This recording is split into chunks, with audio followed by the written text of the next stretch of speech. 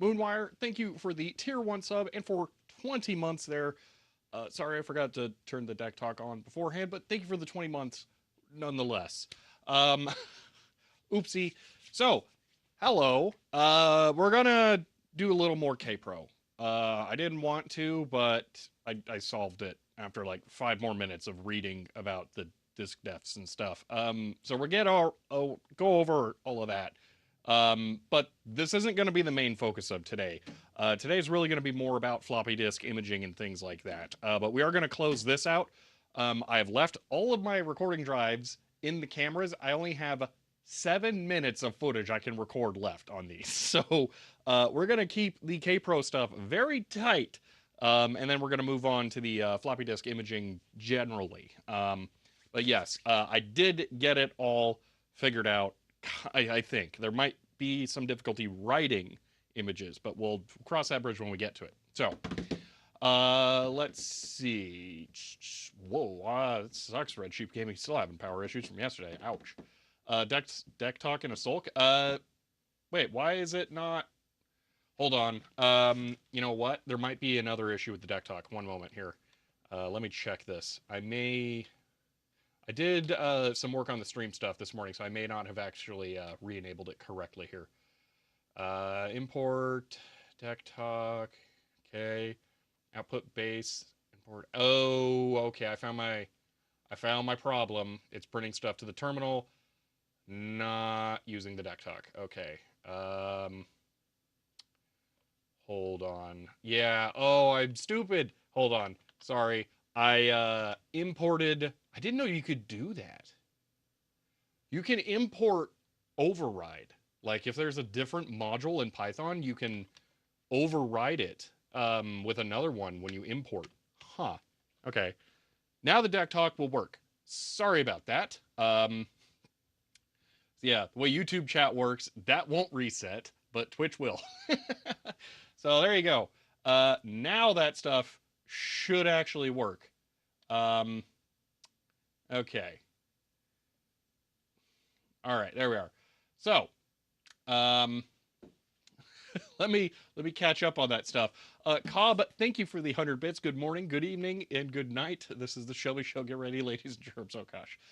I associate good morning, good evening, and good night closer. It's not quite that, but says Q100 is the end of the line, and we know it. And end of line. That one's still great. It's good afternoon, good evening, and good night. Is that Truman Show? I want to say that's Truman Show, but now I'm not sure. Anyway, that's what that just reminded me of. And Ralph, thank you for the 100 bits there. And Cobb, thank you for gifting a sub. And Generic Sweetener, thank you for the 100 bits there. All right. Let's see. All right, I think that's it. We're all fixed here. So what I did this morning here, actually, if I just go over and click a thing over, this will make more sense. Here. So that is what the chat looks like when I read it now. So I added a new URL for the stream stuff so that I can actually see that, and it works a lot better. That also correctly follows kind of like the inboard Twitch chat. It is a Truman Show. Awesome. Wait, it is. Wait, hold on. You guys are like way behind. I think you might want to refresh or something. I don't know. There seems like an extreme lag here. Something doesn't seem right. But anyway, yeah, the chat looks a lot better for me now, which makes it way more legible over here. Yeah, I'm seeing I am dropping, wow, I'm dropping a lot of frames. Okay, so unfortunately, I am dropping frames at home. There's nothing I can do about that. So sorry. But yeah, I would say if it seems like it's really far behind, refresh. So, okay. I think we're all set to go here. So, I'm trying to decide what do I want to cover first. I think we just continue on with the floppy disk stuff from yesterday. I don't understand this 192.168 madness. Oh gosh.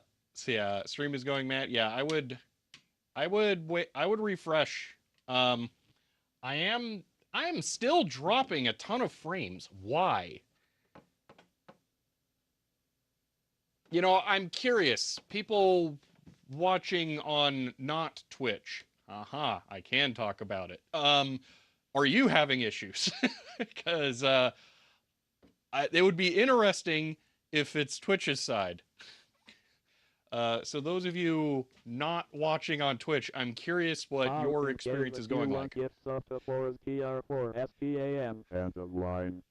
BUBBATMATT 812SIs was a PRIDE 100. Hope you're doing well today. I'm recovering from doing a comedy show at a backwoods catch and please roadhouse in the backwoods of Illinois last night. HT. Complete with 3R. Audi party buses full of hammered college kids. Don't recommend at all. End of line. Matt, thank you for the 100 bits there, and I am doing well. I hope you do better. How about that? Hope you recover quickly there. Move to YouTube and seems better. Oh, I mean, move to some other service. Okay. All right. So yeah, not a Twitch viewer here. No drop frames you can spot. Interesting. Okay. So it's Twitch. It's not me. It's Twitch. So yeah, see, not me. I'm okay. I don't know what to tell you. Everything looks good here on not Twitch. I like it. I like it. Yeah. I don't know what to tell you for Twitch viewers. I'm not recommending anything to make this clear, but there are options. So, I'll say that. All right, I think I have to continue. You know what? I'm just going to chat in Twitch.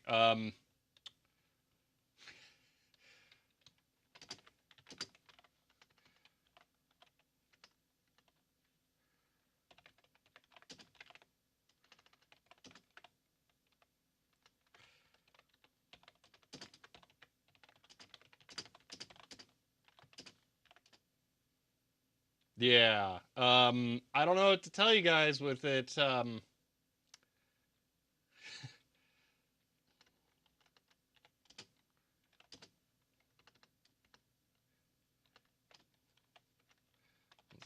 a problem on Twitch. Okay. Yeah, so I don't know what to tell you guys. So yeah. Let's see. Okay. This platform's less of a chance of being called Ariana. Oh, Adrian. Yeah. Yeah. Probably. Okay. Looking fantastic. Yeah, okay. Weird. I don't know what to tell you guys. Yep. So, I think we're just gonna have to continue here because there's not a lot I can do. You got me curious there, Black Jam. Oh, well, okay. Video better till it's delayed. I don't know what to tell you. The thing that's really annoying is I can try stopping and restarting it. The YouTube VOD will not split.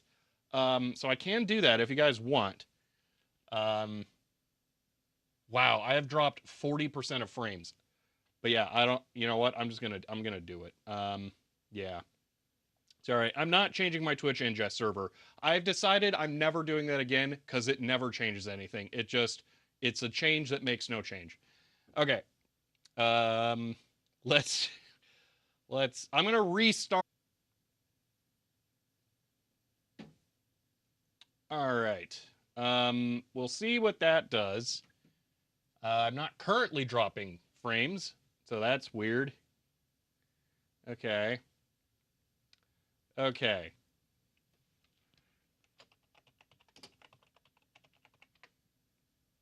All right.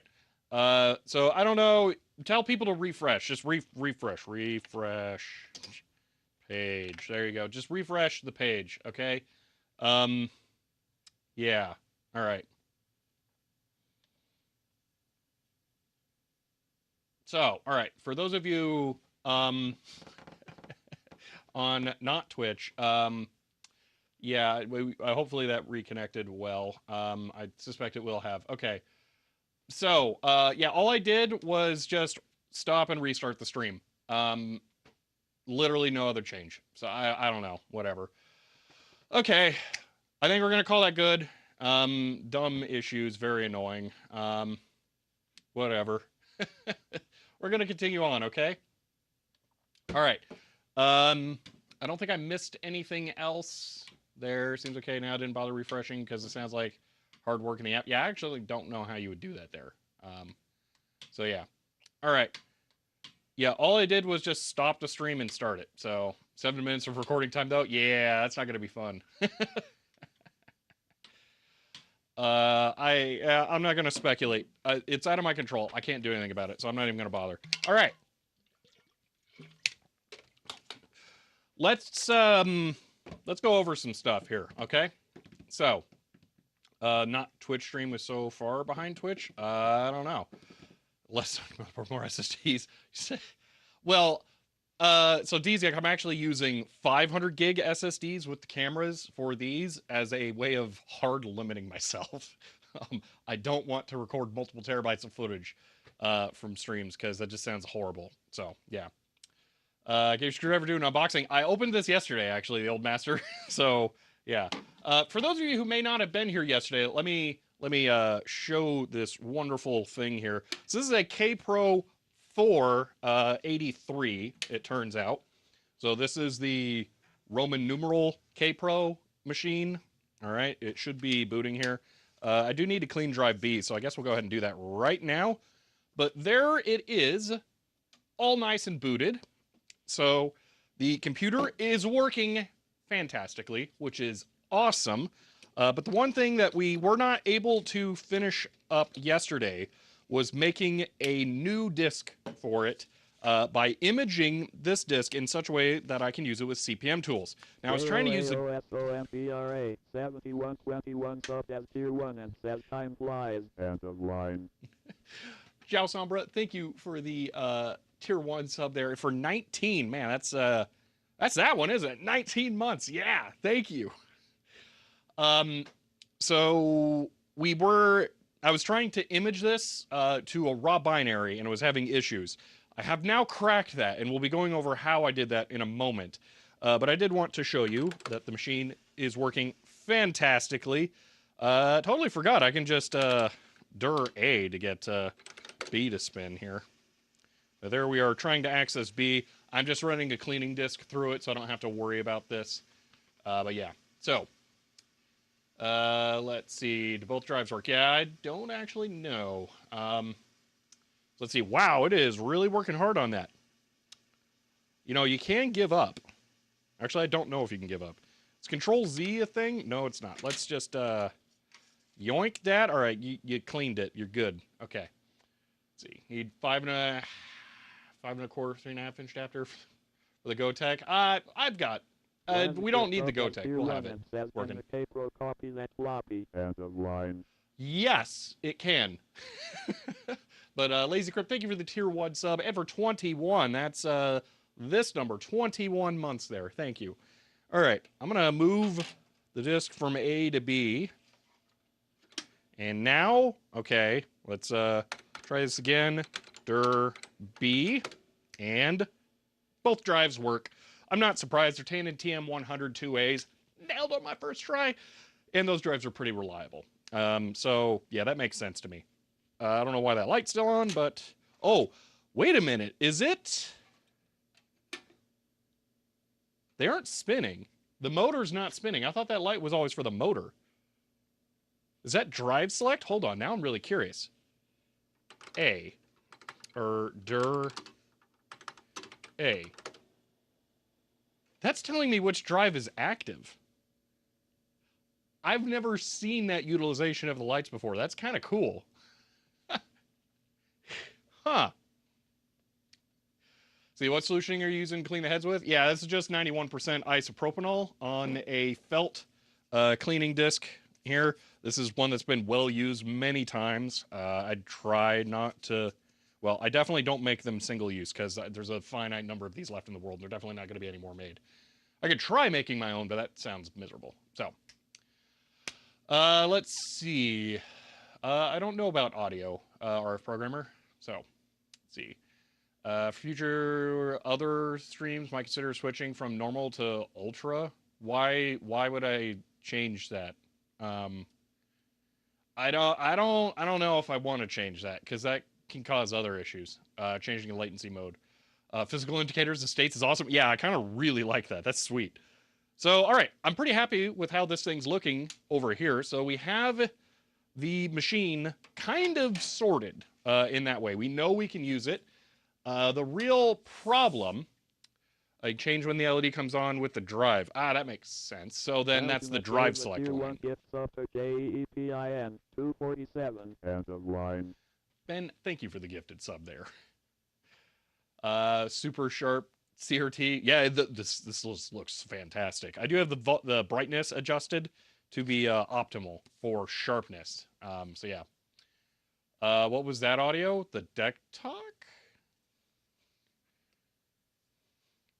Let's see, an actual floppy disk. So yes, we have actual floppy disks for those of you who may not have seen that before here. Bet one of those laser cutting surfaces would have the appropriate material. I don't know. Maybe, but yeah. Oh, hey, Lyria. I haven't managed to catch a stream in a while. Glad to catch this one. Well, happy to have you here. So let's see. Double select, both lights activate, but as soon as you look at it, one track loops. Oh, gosh. All right. So that was a trial back in the app. Now you go chat and watch at the same time. Oh, man. Okay. Catching back up here. So we are able to make a floppy from an existing floppy disk image. The problem I was having yesterday came to trying to make new floppy disk images myself. So I have a whole workflow for this, and I kind of want to go over to that computer and walk you through how that was going and what I did to change it and what the problem ultimately was. Because it's kind of stupid. Kpro's dumb. Or I should say Linear Systems is dumb because I'm pretty sure it's a company name who actually makes this non-linear system. Sorry, like literally the opposite. They had a very weird choice that they made with this machine. that kind of messes it up. So we're going to go look at that here. So over to here. Alrighty. And then this. Thanks, OBS, for constantly mixing.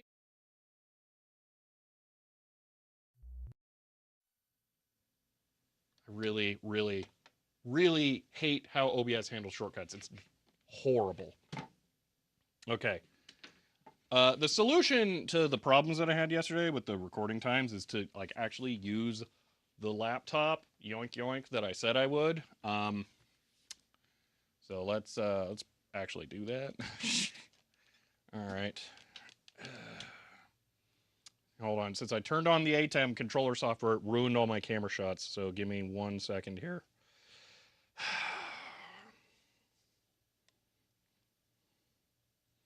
All right, I'm just going to leave the white balance messed up. Okay. All right.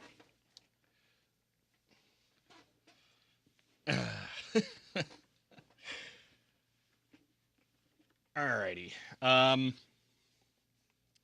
Guess I could just leave this on my lap. It kind of feels weird, but yeah, no problem there. Okay. Didn't print out yet. Come on. Okay, show us the disk definition already. Well, if you were at Discord, you could have seen it already. So let me explain the problem first off from yesterday. So I'm going to open the HXC floppy emulator software here, and this allows us to look at the raw flux data for the disks. So if I pop that in there, we can load the track analyzer, go to the dummy disk view, and we can see the raw structure of the floppy disks for the Kpro. So they are 10 sectors. And then the thing that's really weird is that we saw that it's interleaved with an interleave of 5. So we have sector 0 here that you can see in the upper right of the little dialog box. And we have to go 1, 2, 3, 4, 5 to get to sector 1. That part's normal.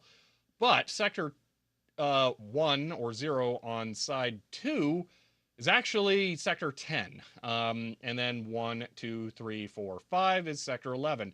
So the sectors are sequentially numbered between sides. That's a little strange. But the problem that we run into is something that I didn't really notice here because I wasn't experienced with this exact thing. But if we see, this part's really annoying with the HXC software. This literally, why did that stay this time? Is it because I went from here to there? Yeah, you cannot select something or tell it to stick with something there. But anyway, we can change sides here. And if we go to side 1 and select one of these sectors, the second side has side 0's ID set. Let me actually start recording here for just a brief second. So the problem I was having yesterday is just that the second side of the disks actually has the ID set in the MFM headers so that it's the same as side 1. So both sides report as side 1 to the drive. And when I was trying to image the data here, so if we go to the decode log, we'll see that it was not finding the sectors for one of the sides, maybe not that side. Let's decode. That one will be correct. But if we go here, we'll see that it wasn't finding the sectors on side 1, which is the second side, because it was reporting head 0. And I didn't appreciate this information yesterday. So the solution to this problem was to make actually, I don't think I pulled this in yet. Yeah, I have to do a git pull one moment. Git pull. There we go. The solution to this, as we open the disk defs, was, where is it? Here we go. This line was the solution. So when we're on the tracks that are, as far as the actual layout of the files are concerned, are on the second side, we override what head they claim to be, or what head they should be, and we tell it to always use head 0 data there. So with that, I can now run the decode command over here. Who wants to actually like type a new command, right? I can run the decode command over here, and oh my gosh. I can run the decode command over here, and it will properly find all of the sectors, and then it will be able to extract all of the files. There we go. Wonder how many minutes that burned. Okay. So, let me catch up here. ATEM switchers should allow for changing settings on camera without the switcher overriding them. So, Speedy, I can look at that, but you can change the camera settings, but it's every time you start the software for the first time that it actually changes all of the settings. So I don't know if that'll solve it, but I guess I can look at that. I'm not downloading it right now. Suppose I can just take this laptop home and do that. So, okay.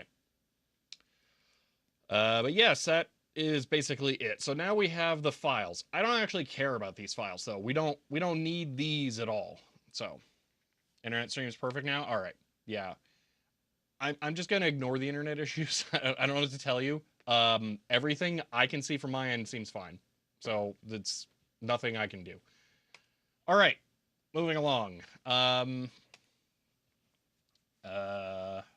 you have a Kpro 2000 laptop. That's hilarious. So the old master, the Kpro is a Z80 CPM system. Yeah. So, okay.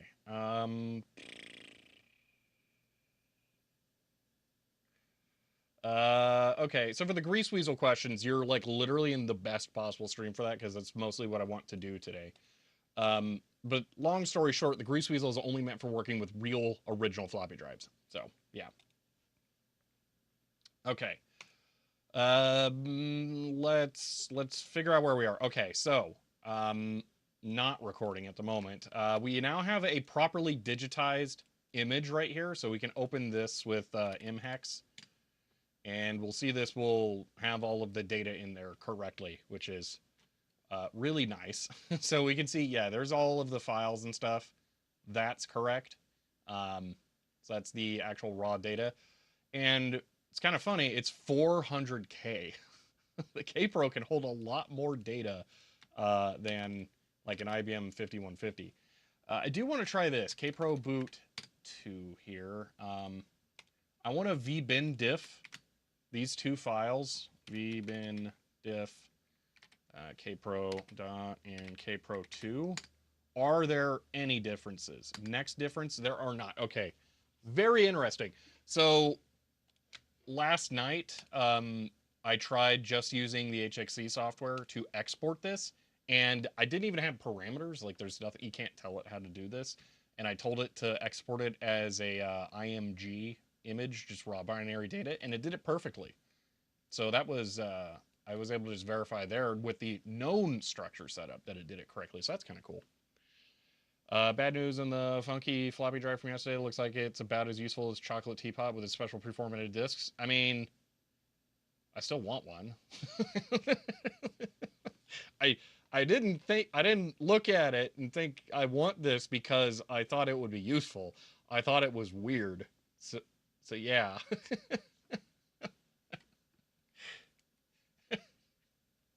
I want a Cousin soft strip too, not because I think it will be useful. All right, so we're done with this part. Okay, so we're gonna work on making a disk. So what I want to do here is I want to make a Kpro WordStar disk. Okay, WordStar. So here's our objective. We're gonna take this file. We're gonna pop it. Actually, we're going to take this one and pop it in there. Well, they're identical, so it really, literally does not matter. So this is our Kpro. We're going to call this WordStar. WordStar. This is going to be our working disk image here, okay? So, did you end up doing any more eBay after stream anything? Buy anything cool? No. No. I do have an eBay search. I want this video card because what I have in here is nothing. There's no video card in here, but I need this video card. Well, actually, that's not totally true.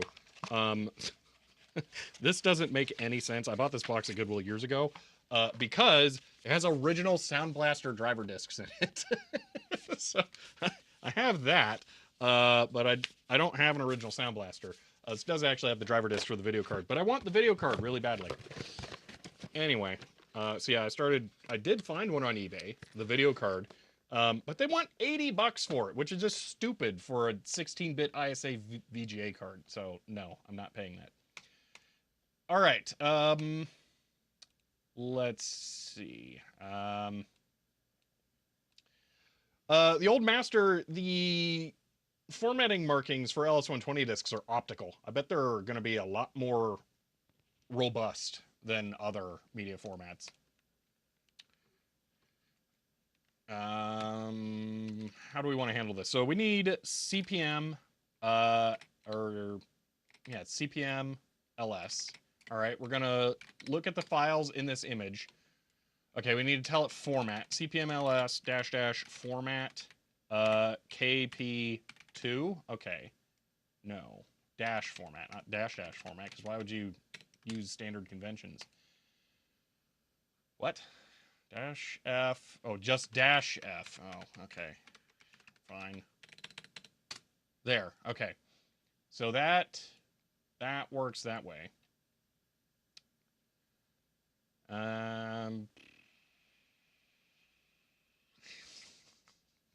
Old master. I don't know why you want to pick that fight.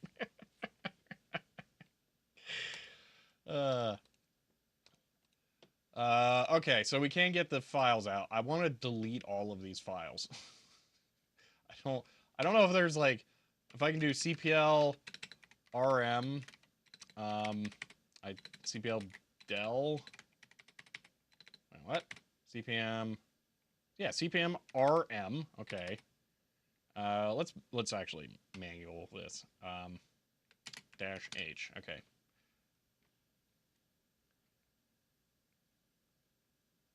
Image pattern. Oh, pattern. Excellent. RM image star dot star. Boom. CPM ls. Yeah, that doesn't look like that worked to me there.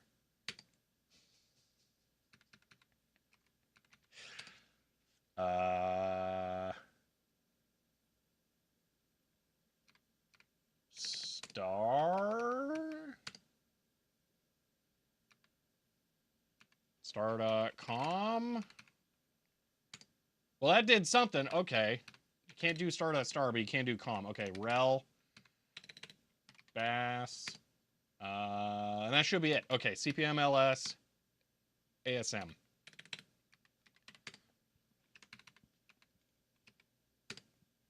Boom. One empty floppy. All right. Now I'm curious. Is this just going to be E5s, or is it actually going to have like a table of contents or something? I did try just star. Okay, so we got, oh, it has the BIOS. Yeah, that makes sense. Okay. So there's BIOS, yada, yada. The table of contents is still there. That's weird. Okay. Why does all the data look like it's still there? That's weird. Okay. Old talk? Are there like two talks? Put the stars in single quotes. Oh, oh, that makes sense. That makes sense. Okay. I don't know what the DOS trick is. All right. Well, fine. We'll go with that for now. Now I'm going to grab the WordStar 8 files. All right. We're going to put these here. CPM CP -H only marks as removed. Oh, that's super weird.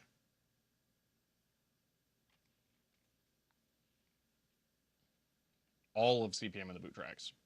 Kind of. The CCP's not in there, though, right? That's like a separate file. What's broken today? Nothing so far, and we fixed what we did yesterday. Okay. File, directory. I don't want like a whole directory.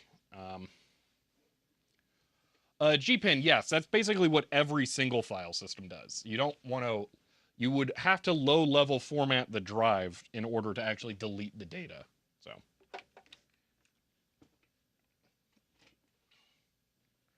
all right. We're going to copy files in user file. Okay. So we'll see what we can do here. CPM CP. Okay. CP-F. I have to keep the format. Image. Okay. And then we're going to do 0. Maybe that'll work. 8 WordStar files. Let's just start with example. Okay. Does that work? No. Why? Star. Fine. Example.txt. Well, that didn't work either.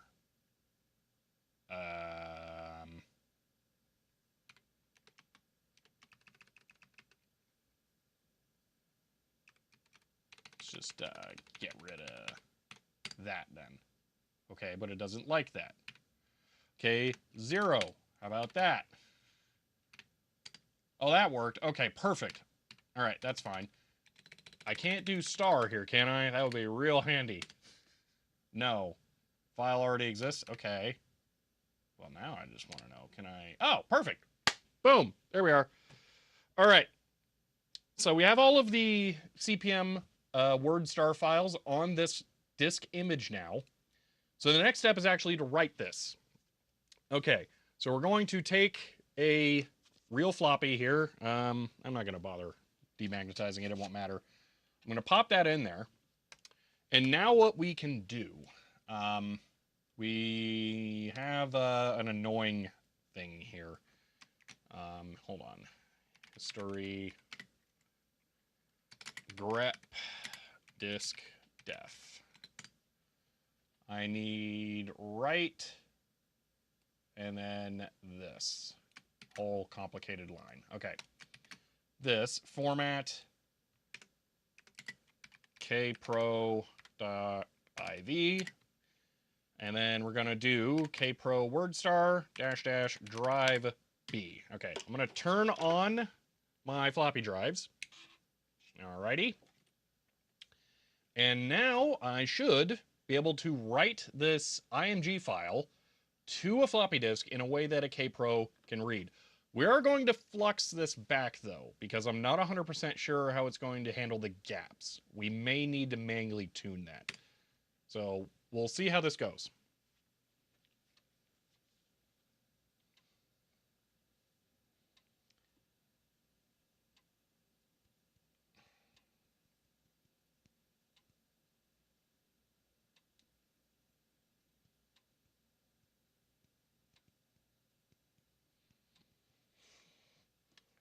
After we write this, I'll try stopping and restarting OBS at the office. Yeah.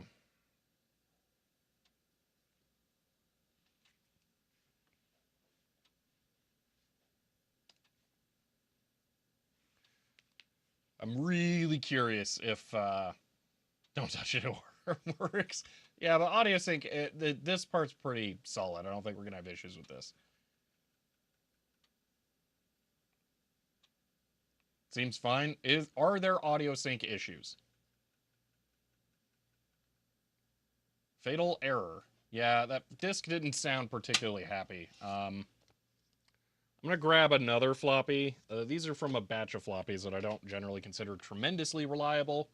But I don't want to burn through all of my nice Sony ones. So, especially for experimental stuff like this. Let me grab another one. Let me just grab the bag of them, actually. All right. All right. The one camera's out of sync. The desktop seems to be... Oh, you know what? It could totally just be that the webcam has a delay or something. Yeah, that would make a lot of sense. Okay, I'm not going to mess with it then. It's probably just a webcam. All right, let's try rewriting this. Yo! All right. Someone happen to have CD-ROM for... Ooh, that sounds very specific. All right. Yeah, here, let's try this.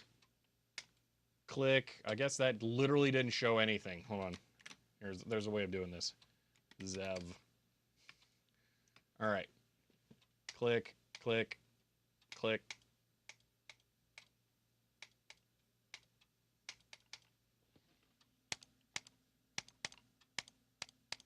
All right. How's that for sync? Seems like Cam has audio 2 seconds late, but desktop has it half a second early. All right, I'm not touching anything. Bad webcam.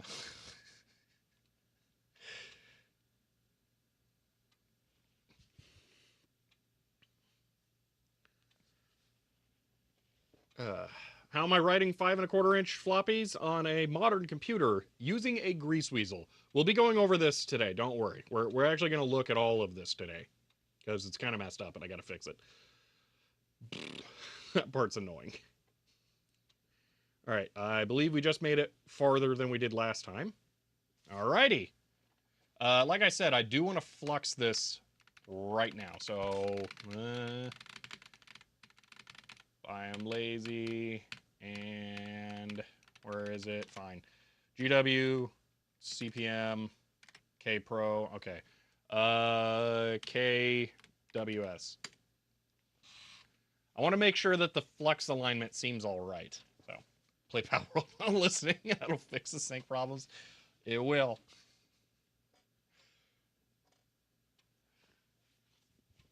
USB microphones are notorious for desyncing. Yeah, this one's a way more complicated, stupid setup. So stupid.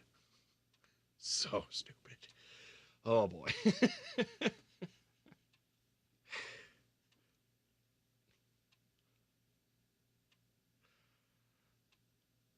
But we should have this solved in a little bit. And then we'll figure something else out, I guess.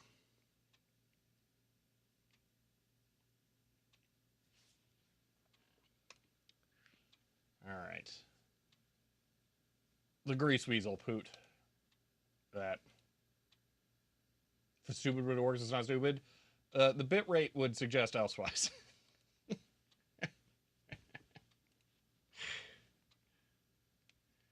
All right, I am very, very curious what this is going to look like. Oh, no.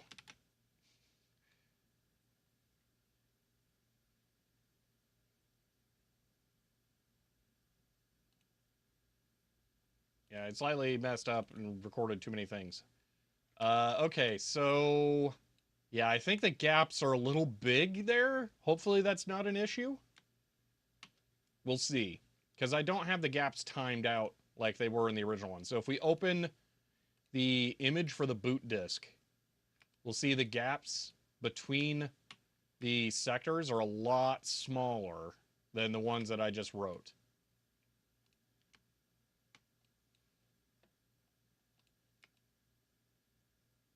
So yeah, I could theoretically adjust the gap timing. We'll see if it matters. I wouldn't be surprised if it does, because this is already kind of a lot of data for one of these disks. These hold more than 10% more data than a FAT12 formatted disk for PCs do. So it's kind of a lot. So let's see.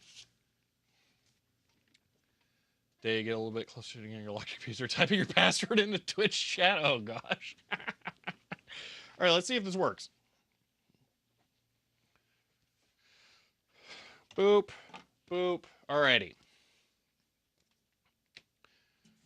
I'm going to fire up the computer. I'm going to turn off the backlights so you can actually see the monitor and get the isopropanol out of here because we don't need it. Okay.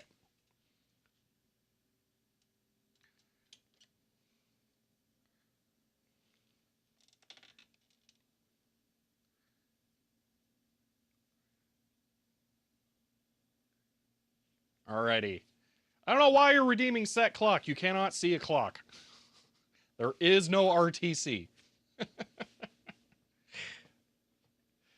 Okay. Night sector format's going to be pretty wasteful. So I think it's 500K is what these are officially claimed to support, but I'm not 100% sure. So, okay, I am gonna. How much time do I have left? 5 minutes. Okay, we can do this. All right.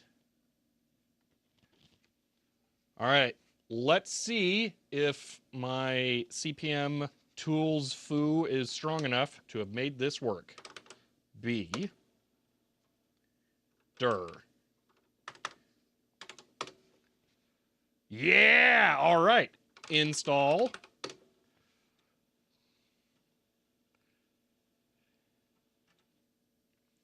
Okay. And now WSU, I believe. Although I thought install should have actually done something. Am I missing something here? Dir. We got in. How do we have 2 copies of install.com? Something's a little weird. Uh, Type example.txt. I mean, we definitely have the data on there.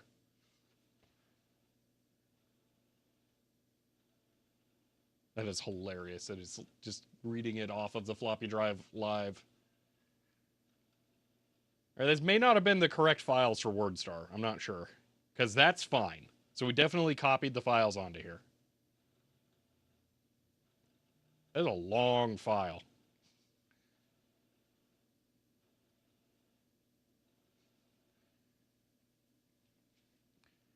Install. Let's just try that again.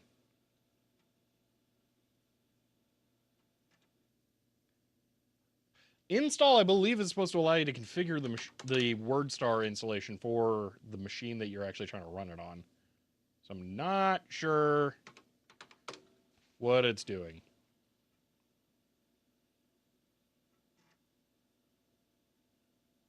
Yeah, weird. All right. Stopping recording.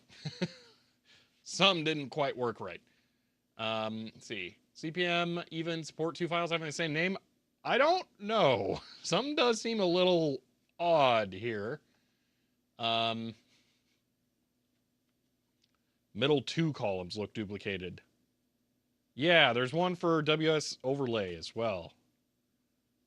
Wait, all of the files, WSM, SGS, WM, SSGS, OVR. You know what? Let me just individually copy all the files onto here instead of the asterisk. How about that?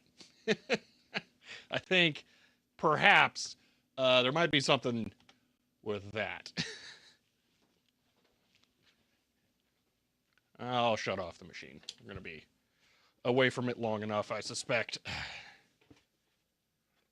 It shouldn't take any parameters. I'm pretty sure you just run install, and then you're good to go. So, all right. Let's try this one more time. So we have our WordStar set up. We're going to copy all of the files into that, but we're going to CPM RM, and then we're going to try star.star. See if that works. CPM ls. It did work. Okay, cool. So we have an empty one here.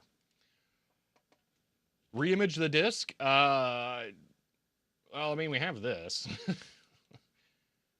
We can just do CPM ls kws.img here. Yeah, so that looks correct. What I want to do is I just want to copy each file individually one time in case doing it the other way made it weird.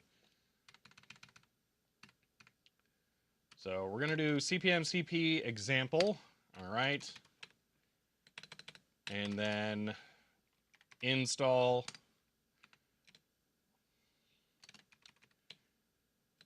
And then WS messages. And then WS overlay, and then WSU. Okay. Same thing, CPM ls. All of the files are on there. Actually, yeah, that is all of the same files. Okay. We're going to rewrite this now. So, put this back on. You know, I will... Nah, I'm not going to bother wiping the disk. It'll do it. All right. Let's do this.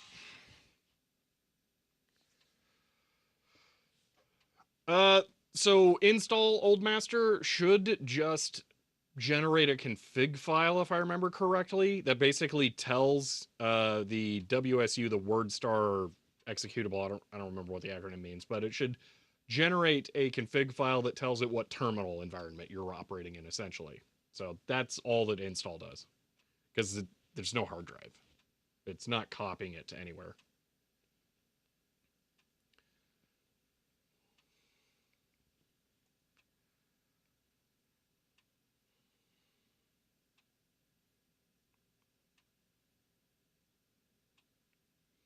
Red Sheep Gaming, no, it doesn't do drag and drop. It's a lot more complicated than that. Have you used up 7 minutes recording time yet? No. I'm probably at 4 or 3 minutes left.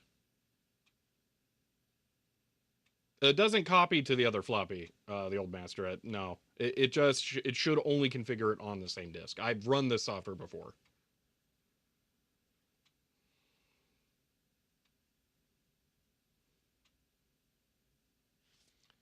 That's an impossible case of space. I don't know. Having example written first could also cause some weird things like that, and then have that be fine. But example was pretty big. It would definitely be split over multiple sectors, if not multiple tracks. It was enormous. Actually, how big is the file? Example is 2.4K, so it's 512 bytes per sector, so that's 5 sectors worth of data, so it's not splitting over to the next track. Yeah. What about the old table of contents? I don't know. There's a lot of variables there, okay? I don't know what to tell you.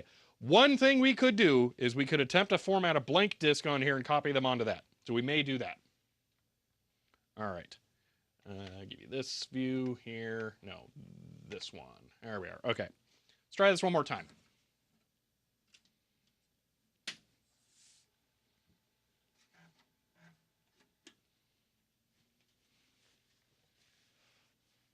So yeah, Hunter has it there. That is, yeah, that's how it works. Okay, so it just configures it. All right, switch over to B, dir. Have the same weird file layout. That is very strange. Install.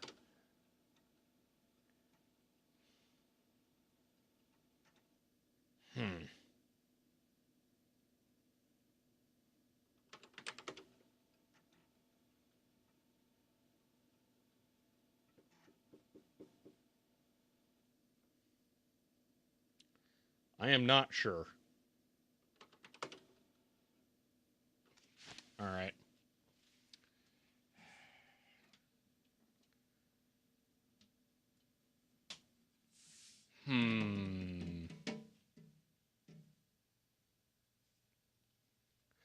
No, we're gonna actually, I'm gonna take this out. I'm gonna go grab another disk, and we're gonna try and initialize a disk from scratch on the Kpro.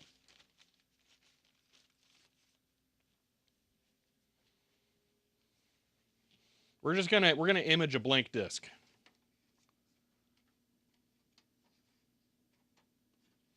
Okay. How do I format? Is there just one called format? No. Okay. There's sysgen, but I don't know that I want to do that.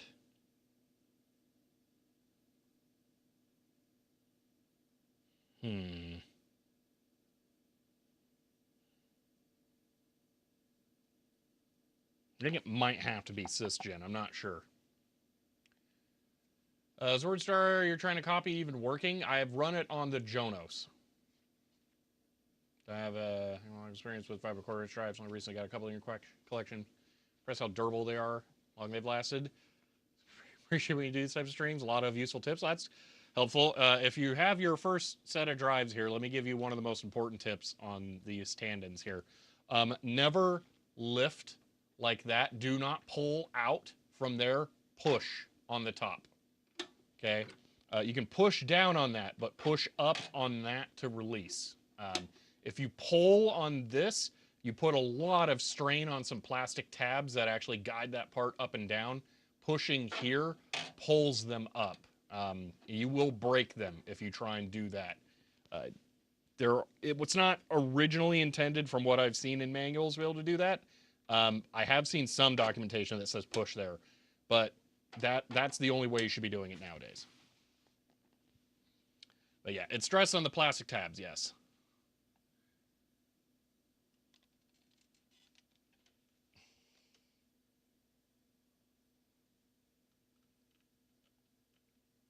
All right.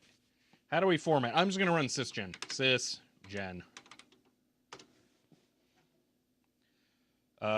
Source drive name, A. Source on A. Okay, type return. Function complete. Destination, B. Then, okay. Permanent error. Huh. Do we have a disk format utility?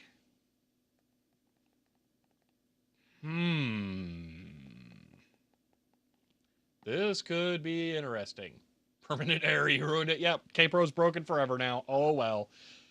Huh.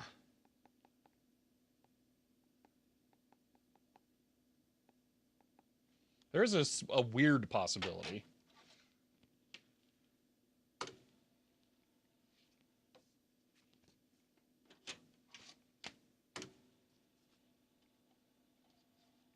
Oh, that's right. This thing really does not like having stuff interrupted. One moment. We're going to reset. Where is it? Where is it? That's not it. Is that a loose screw? Is that another loose fan screw? Awesome. Where's the reset button? Come here. Where is it? That feels... Nope, that's not it. Hold on. I can't... Where is it? It's right there. I was using the camera to see behind it. All right. I'm going to take the boot disk out of the top drive. And I'm going to put our WordStar disk in there, just in case it's somehow the drive.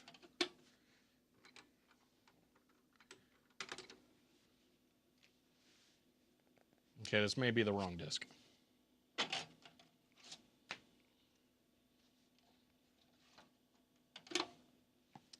All right, that was the boot disk.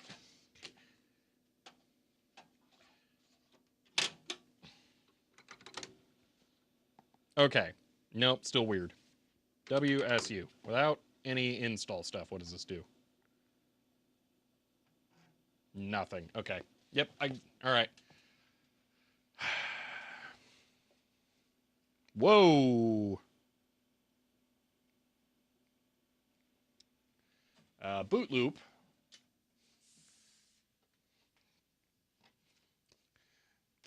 All right, I want a sanity check.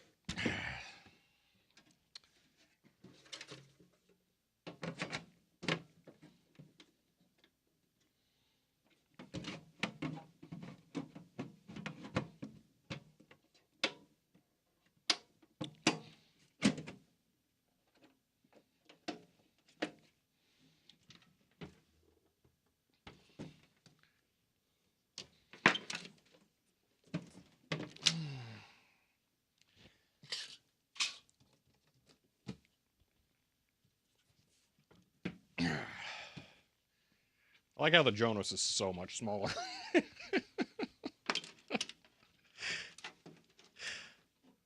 All right.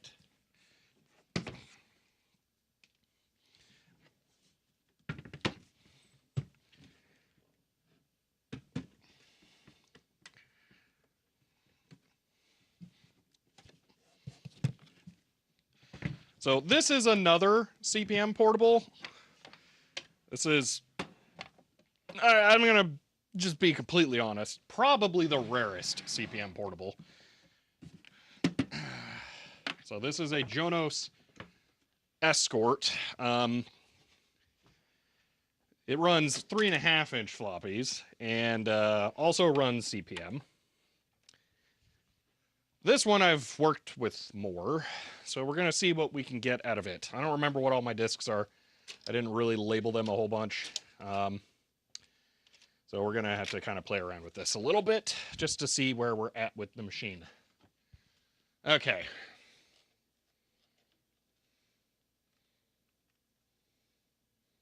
Make this bright for a moment until we get it booted, and then camera, you're driving me crazy. And we'll adjust back down for the other thing. All right, this was in the top, so this might be a boot disk. Come on. Yeah, the drives are a little cranky. Okay. Beep, clickety click, click, click, click. Okay. All right. Spellbinder, WP. No, that's not the other one. So B. Oh, I love this thing. BIOS error.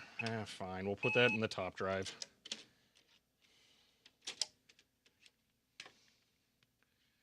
Okay. Boop. All right. Just give up. A. Der. Okay.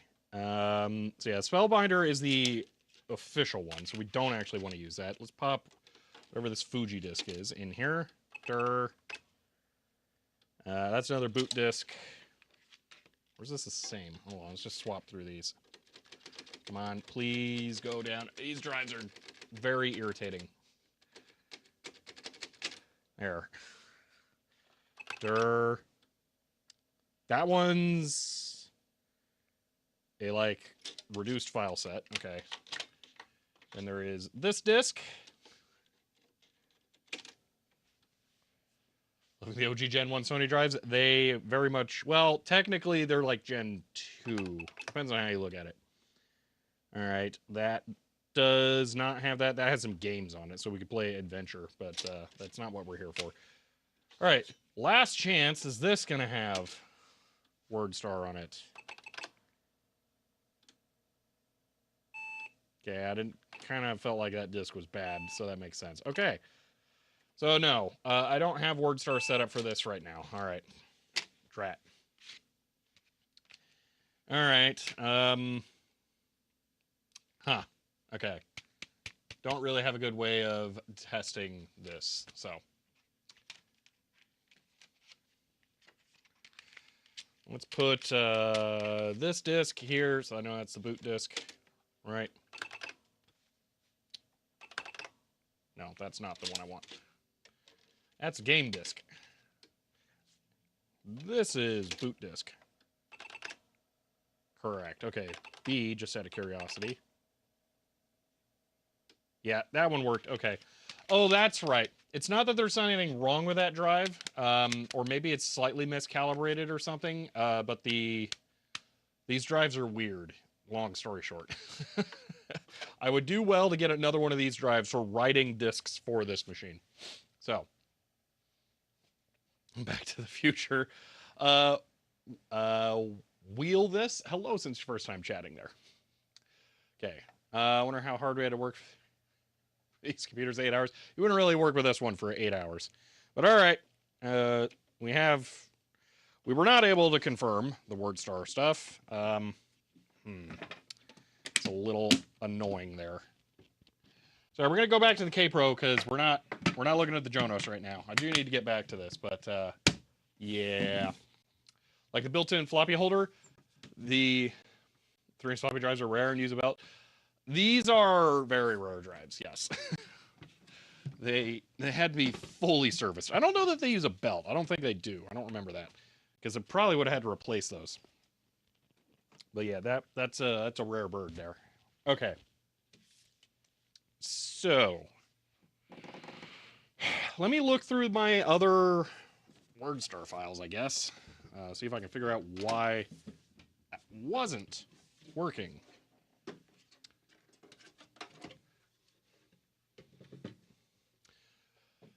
So yeah, Old Master asked about Colossal Adventure. Yes, that was actually the one that was on there. That wasn't Microsoft Adventure. All right, we're gonna look at my WordStar files, see if we can figure this out. I have run WordStar on the Jonas. I didn't realize I didn't keep the disk for it. Kind of makes sense. I was like, what's the point? Oh, it didn't run amazing. As I talked about with the whole terminal configuration stuff, there wasn't a good one for the Jonas. That's probably why I got rid of it. The Jonas came with a specific word processor that works better with it, so that would have made more sense to use. So, would testing this issue in an emulator help? Maybe. It would take me too long to actually set up and learn how to use the emulator, so it's not worth it. I don't remember there being a good go-to Z80 emulator. It's like SimH or something, and that's just a nightmare to set up, so no. Okay, let's bring in some archive.org action and look at my files here. It's 3.5-inch of Bridgewater. That is the first computer ever sold with 3.5-inch floppy drives.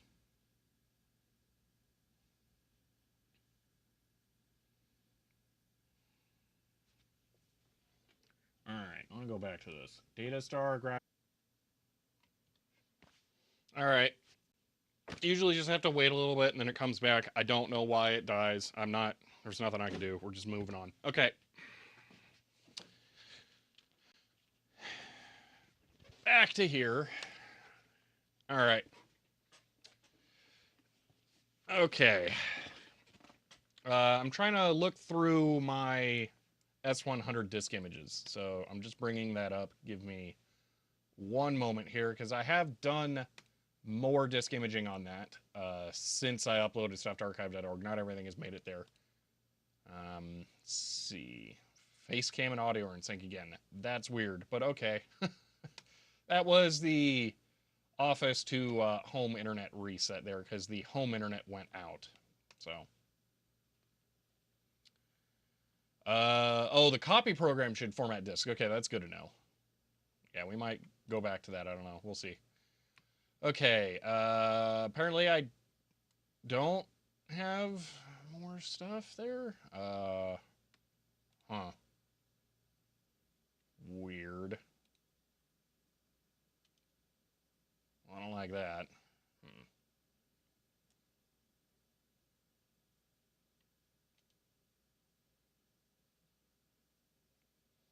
Red Sheep, that's what the GreaseWeasel is, essentially. And I'm looking at my files for this stuff. I don't have as much S100 software archived here as I thought. I must have this on another drive somewhere. Oh, it's probably on the iOD, isn't it? Because I was archiving to that before I realized what a horrible mistake that was. Let's look on the iOD. I might have more files.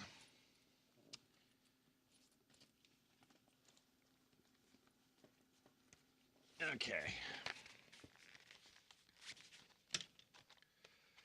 Okay.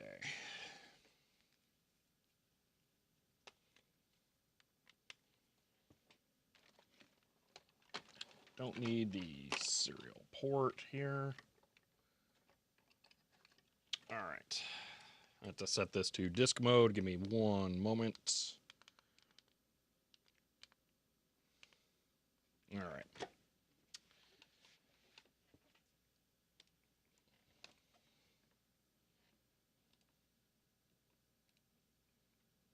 Okay. Archiving. Yeah. No. Well, that's fun stuff. That should all be on archive.org already. 8-inch floppy. Here we go. Alrighty. Yeah, I need to get this, actually. I'm copying all this over to my other drive right now while I'm thinking about it. One moment. Copy. All right. I'm going to let that... Well, that's not going to take very long. Yeah. It's copying here. Alrighty. There was no format original CPM disk for Kpro. Okay, well that's very good to know. All right. Now we don't need to use the iOD because writing arbitrary things to the IOTA. It turns out it's a very bad idea. Should not be doing that because it makes VHDs and disk images almost impossible to use because it fragments everything. So we're gonna just disconnect this immediately, and we'll work off of what I put onto my other drive.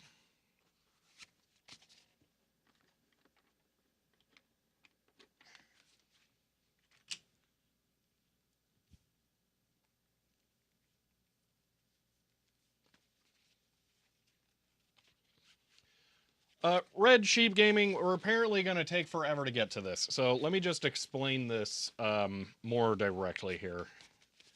That way you can understand what it is we're doing and why we're doing this. So, here. For those of you who may be new, all of you, this is probably going to be beneficial to understand how we're doing everything that we're doing and why we're doing everything the way we are doing it. So, I'm going to grab a thing here. This is a non-functional floppy drive. This is a Tannen TM102A that came out of HP thing over there. All right. So this is a real floppy drive, a real 5 1/4 inch floppy drive, exact same kind that are in here. If you want to write a disk for this machine, you have to use the kind of drive that it came with. Now, you need a 40 track drive to have the correct head width to be able to do this. But you cannot connect this to a modern computer normally. So what has been developed is devices like this. Now, if I bring this over so you can see what this thing is, all right, this is a GreaseWeasel. It has a USB Type B port, and if you are so offended by that, there is a version. Hold on, I'm trying to get the GoPro camera up here, but OBS is sucking. One moment. If it plays the end outro, that's not intentional. Oh my gosh, OBS, are you kidding me? There, finally, geez, okay. It has a USB Type B port there, but you can get a version that has Type C. But more importantly, over here is the 34-pin floppy interface, okay? So, what you can do is you can connect this using a standard floppy cable to drives like this, and then connect it over USB to your computer.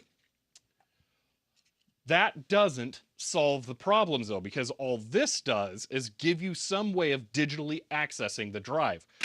The way that operating systems would access floppy disks was very low level and very direct. It was impossible to actually be able to have a software interface to this. It was almost always completely hardware, at least on PCs and Windows. So to do the things that most people want to do, where they just want to copy files onto and off of a disk, you're not going to be able to do that with this. That's not what this is designed to do. What this is designed to do is to allow you to control the drive like a machine. So you can tell it spin the drive. You can tell it move the head back and forth. You can tell it read data, write data. And the goal is to use software that can control the drive in all of the same ways that an older computer would, but then you can configure how you control the drive to make it emulate the way that old computers would, which allows you to read and write at a raw data level all of the data that you would be able to have on the drive from an old PC. So, the thing is, this does not do any kind of storage emulation or anything like that. It just provides the raw interface for floppy drives. So it's on you to figure out how to use it and use the data with it. It's never going to be as simple as copying files onto and off of a disk. That is just not how it works. So what we are doing is figuring out how to control the drive to produce the kinds of disks that we want. There are tools that allow us to copy files onto and off of disk images.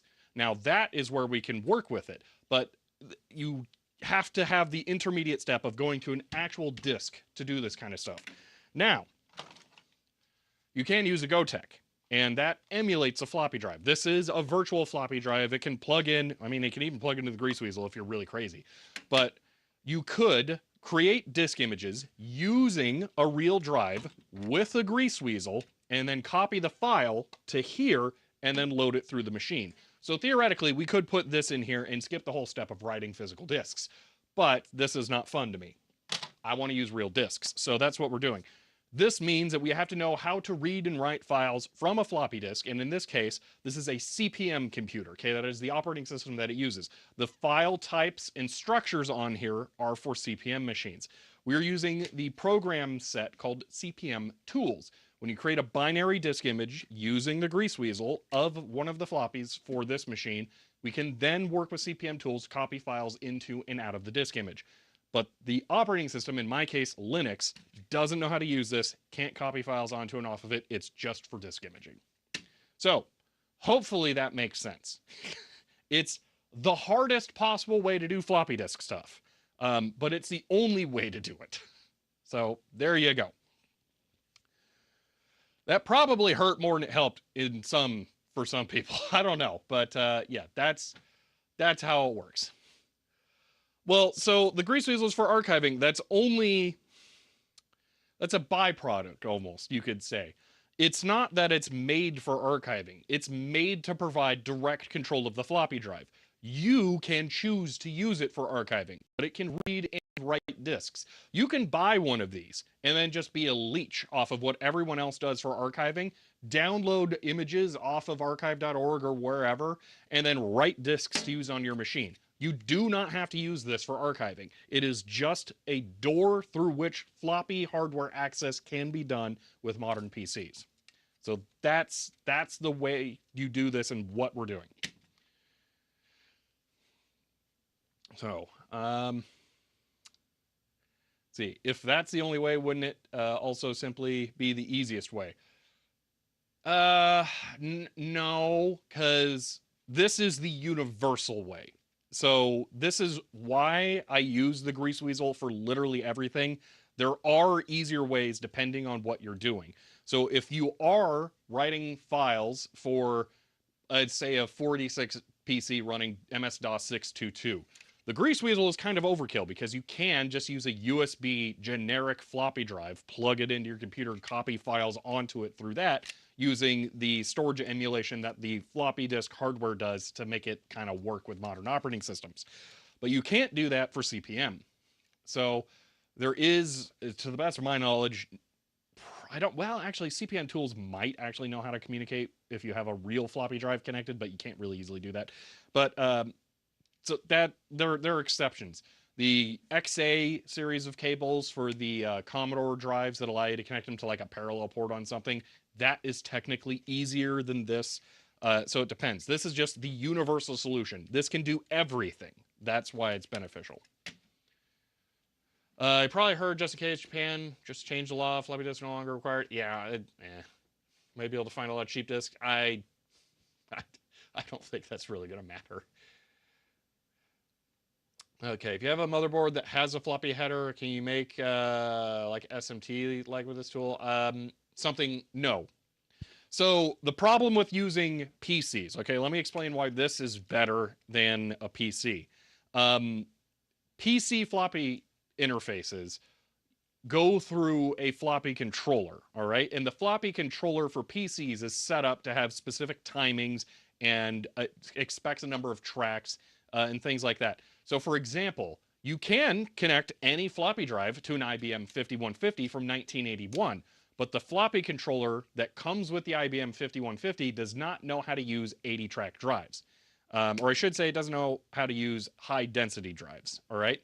So you can't plug in any floppy drive you want into that machine. You can't upgrade the controller and use later drives with it, but you require a better later controller. Conversely, floppy controllers for PCs don't do well with things like GCR encoded disks for Commodore computers or Macs, which is why you don't see people writing Commodore disks in a PC, because that's kind of a pain in the butt. That's why people make an XA 1541 cable and connect a real Commodore 1541 drive over a parallel port. It's just easier to do it that way. So it might be possible to bit bang the floppy drives. I think that's what Teledisk does for making images of weird stuff, but it's kind of terrible. So let's see. Apparently Kpro is just system disks format. Kpro copy system disk does format if called to arguments. All right, that's interesting. Let's see.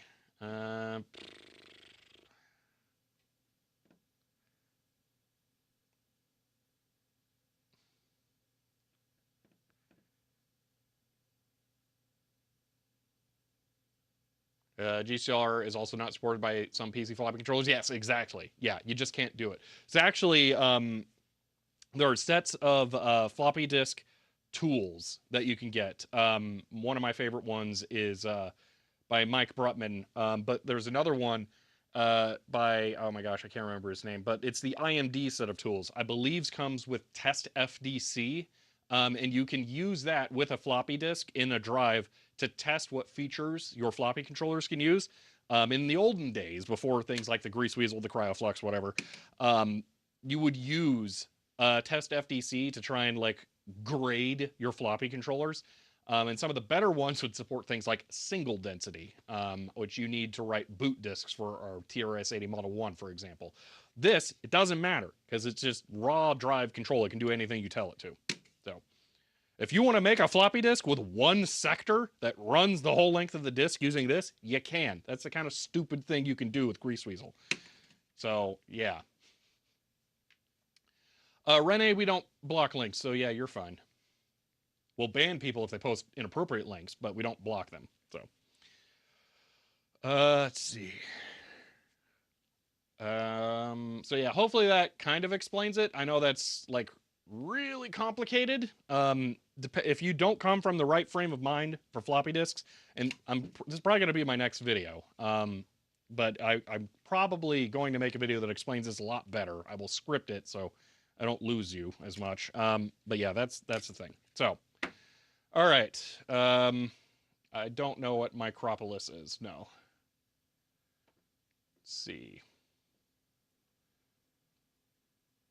That seems weird. Okay.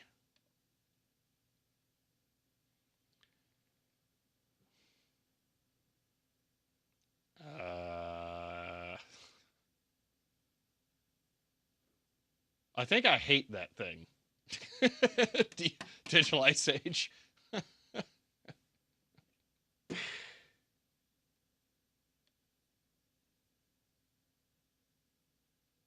Yeah, that's weird.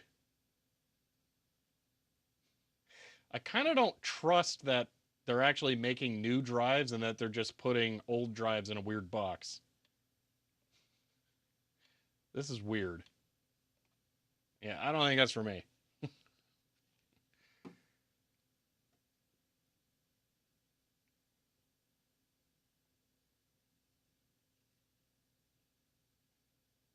Hmm. They do refurbish old drives? Yeah, all right, then, eh.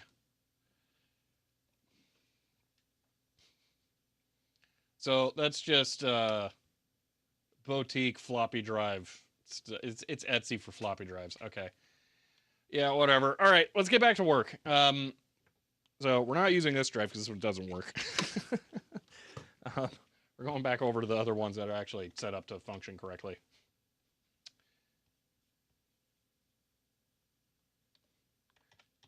All right. What are we doing? We're no one asked it. I'm just asking myself. Currently, I'm trying to figure out why my copy of WordStar was not working on that thing, because that should have been usable. So I need to figure this out.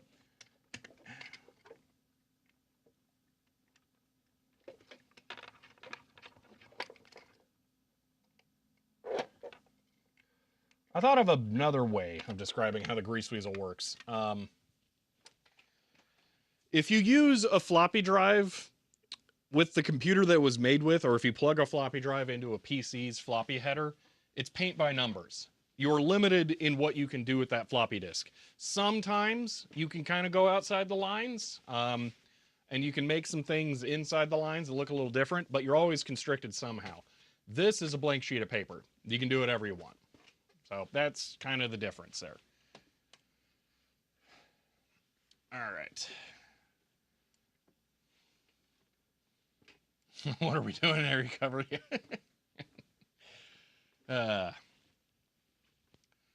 yeah, and those drives support GreaseWeasel via USB, so they just have a GreaseWeasel built in. That's basically it. It's open source. The GreaseWeasel is open source, so it's they can probably just copy the GreaseWeasel board design and stick it in there. Yeah, we did find the manual for the drive tech. That was found. That was kind of how we knew what it was, actually. Like they were doing it, yeah. So, I mean, it makes sense. They're gonna sell them to like universities or whatever. Someone will find a floppy disk in a drawer somewhere, and they'll go, "Oh, I need a new floppy drive for this," and they'll use their grant money to pay like $1,000 or whatever it'll cost to get one of those. So, eh.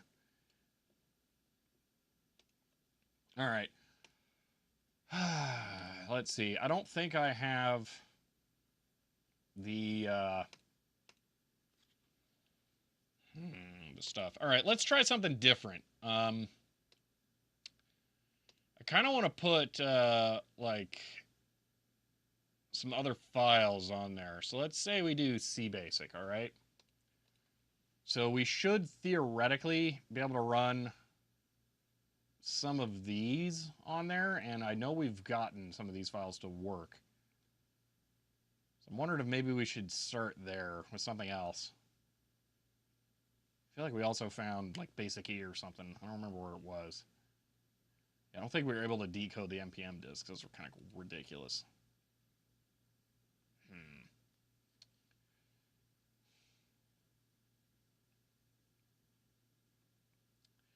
As you usually work, people like that always go to you because you have a cryoflux and a bunch of drives. Yeah, it makes sense.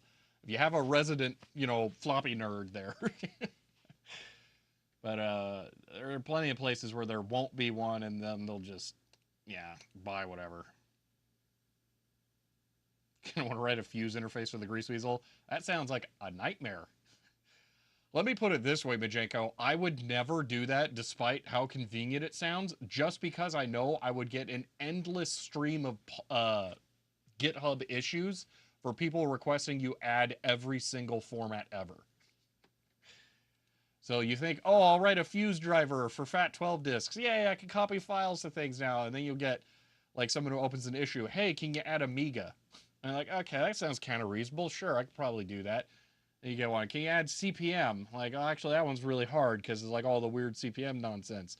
Maybe not. And then you'll get one. Can you add C64? Like, copy D64 files. So, yeah, every format is a different fuse driver. Exactly. It would be a nightmare. Amiga doesn't exist. I mean, that's why you leave the PR open. It's never, the issue open. It's never going to happen.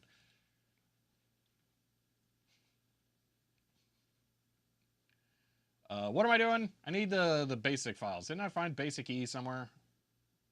That was what I was looking for. What was it called? I think it was called like something weird. Does it just run? Hold on, let me bring this back up. I know I found it. Bell and Owl, Vim 5.0 for DOS, MS-DOS, InfoZip, Osborne ROMs, Pete Series 200 Basic 4.0, some TAM stuff. I literally don't know what that is or why I scanned it. Let's see. PR won't fix doesn't exist yet, really. uh, um, Jonas Escort, ROM dump. Okay, so I did get the ROMs for the Jonas up there. Dude, where's the basic E stuff? I swear I uploaded this.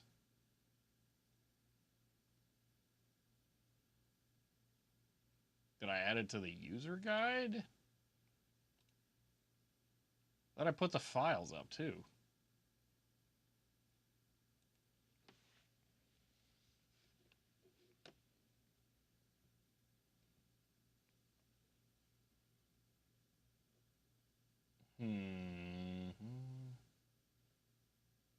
Okay, it's this one. Here we go. Alrighty. I like me. I did things. Here, okay. Run.com, basic E version 2.2 interpreter. Okay, so that is that. Also contains financial calculation, basic programs, and blackjack. Oh yeah, okay. Uh, let's see. Oh, that's right. I was being real fancy like with this stuff. All right.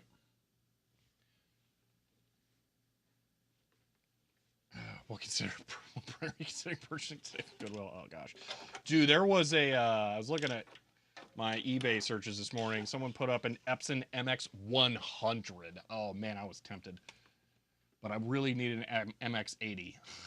If I get a 100, I'll feel like that's close enough, and then I'll never buy an 80. But that doesn't actually scratch the itch. I need an Epson MX80.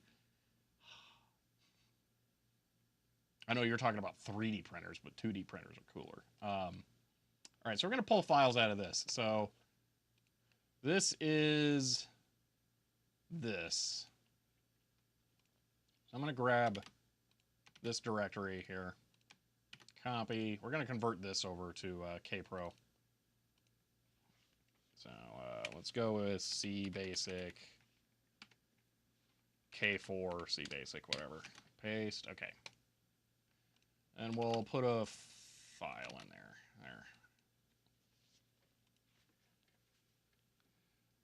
there. Wide format, yeah, it was wide. It's hilarious because it just looks like an MX80 that you just grab the ends and like pulled out. It's hilarious. Here, I'll show you because I'm not gonna buy it. I want it, but I'm not gonna buy it.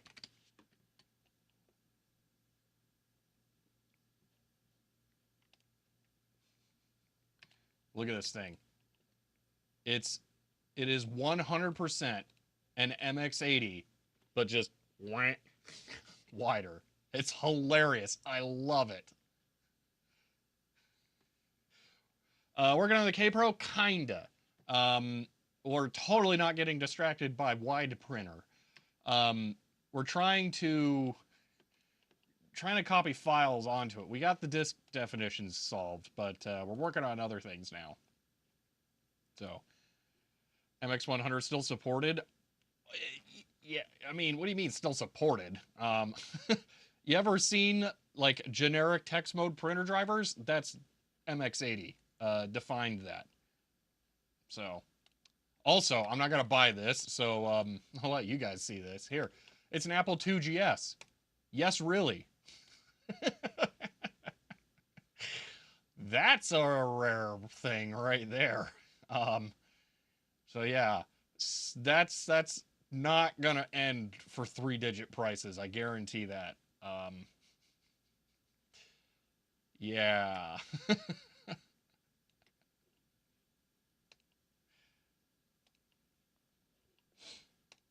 All right.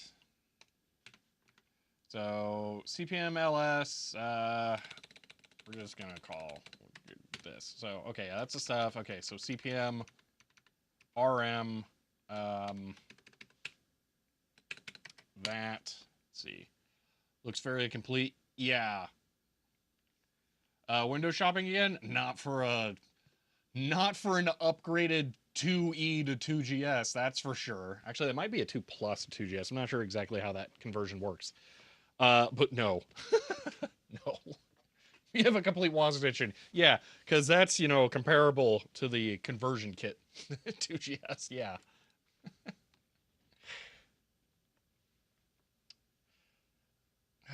Let's see. We have the stuff emptied out of it. Now we're going to copy all of that in. So I think we determined we can do star.star, but we didn't like it or something. CPM, CP. Yeah, we could do just star. Okay. So we are going to star copy this just because, sure. All right. And then we got to do that. Okay. Device. What? Oh, I guess 8-inch discs do hold more than 5 1/4. Well, we got enough things in there. Why not? what was it? Not able to write some random basic stuff in stat. We're fine. Okay, that'll be good enough. All right, I'm gonna grab a fresh disk, I guess, and we'll pop that in there, and we're gonna write this one.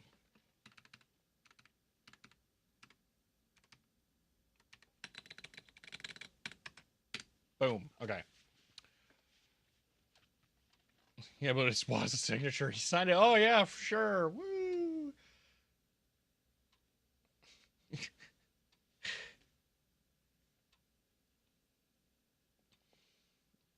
It to both, I guess, Dziak for Kaiser, but I did actually talk to Kaiser about this, and Digitalized Age. But for those who don't know, the WAS edition 2GSs are kind of common. They're not hard to find. I have a boxed one in the other room too.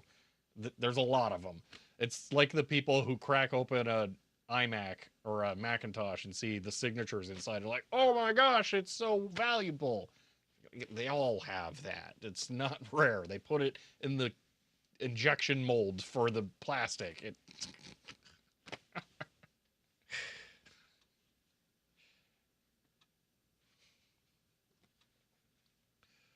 Grilled up past not available. Yeah, no, not happening on here.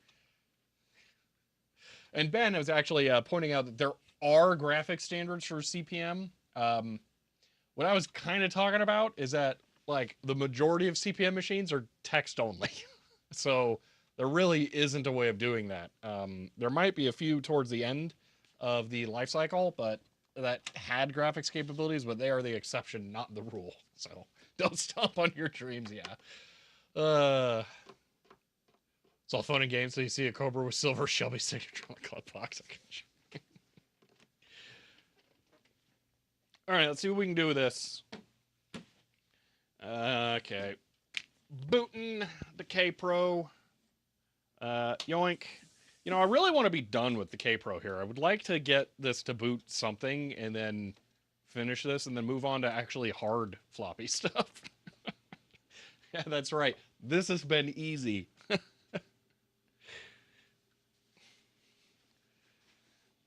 Place your disk at. Oh yeah, that's that one that boot loops. There. It would help if somebody would label these disks. It's a real shame that they're not doing that. All right, is that one boot? It looks like it. Okay, there we go. So we're gonna put this one in there. Tetris would actually be doable. There might be a Tetris. All right, B. All right. All we have to do is run a single binary to win. Just one. Eh.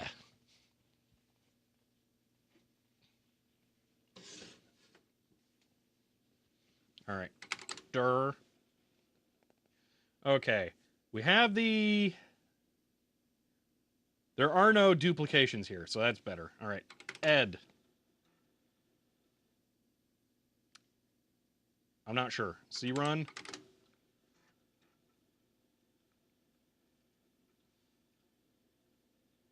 Warm boot. I think it's not working.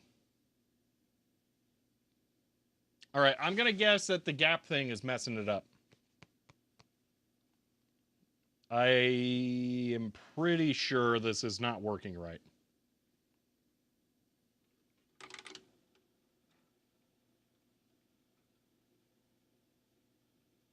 It's going to say warm boot.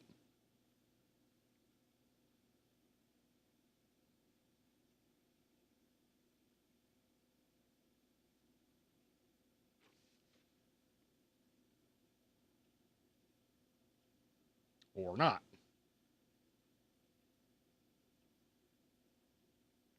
We might be resetting.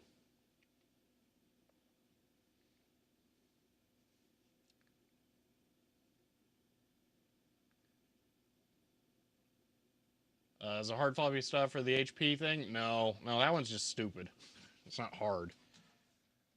Yeah, so reboot. Okay. Disk labeling technology isn't available. Yes. See.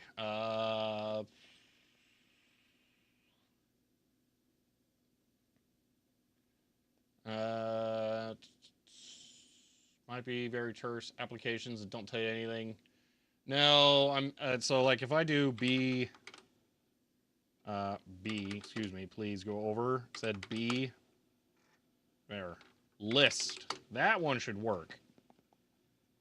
And it just crashed the system. Something's going on. It's not happy. We were able to do this for the Jonas. We should be able to do this here. So something's not working right. Yeah.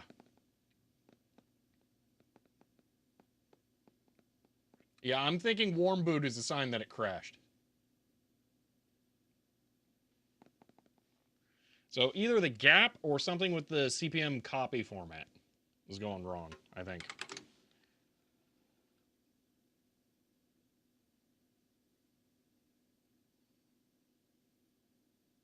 Hold on.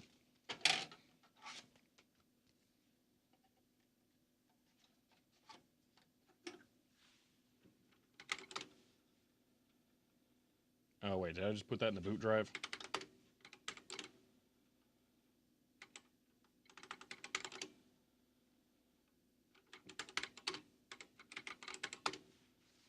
Does this look like it's in a correct order?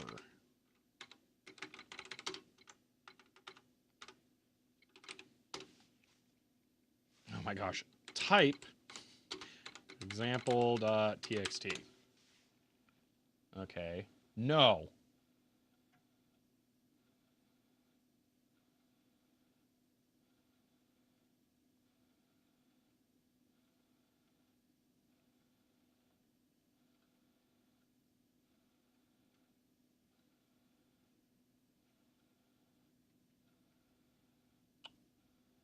I am wondering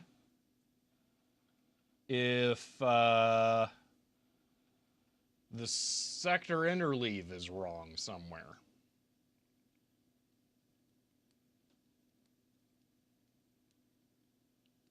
And it could be writing the binaries incorrectly. So they start to run, and then they get to the next sector, and then it's random data that's wrong.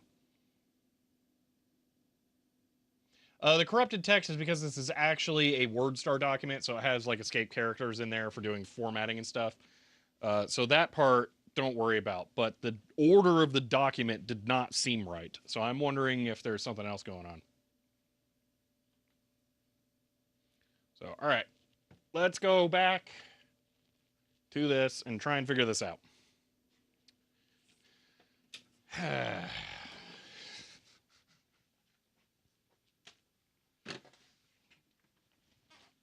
Software interface versus hardware. Well, maybe. So the thing is, we're using the Kpro 2 format that comes with CPM-LS. So I would expect that to kind of be done already. But let's look at that. CPM tools. Let's look at what their stuff does. I love how this never brings me directly to what I want because CPM means something else now. Yep, all right. GitHub.com. We're going to click there. Okay,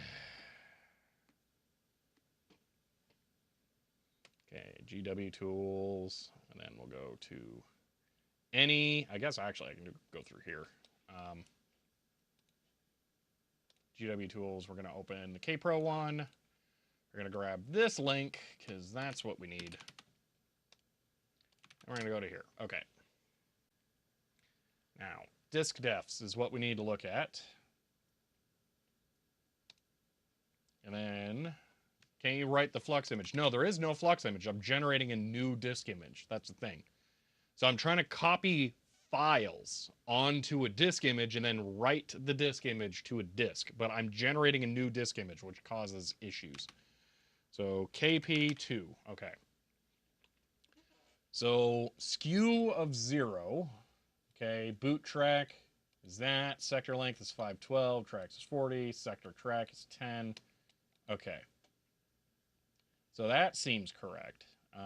0 based. I don't know about that. Ooh, wait a minute. wait a minute. Let's go back to the WordStar one. And we have what we read. If we pop this in here, we go to the track analyzer. We go to track number 1. Okay, the sides are correct. And it does do the correct sector addressing. So we start at sector 10. 1, 2, 3, 4, 5. That's sector 11. Okay, so that's right. So, okay, that's not the problem.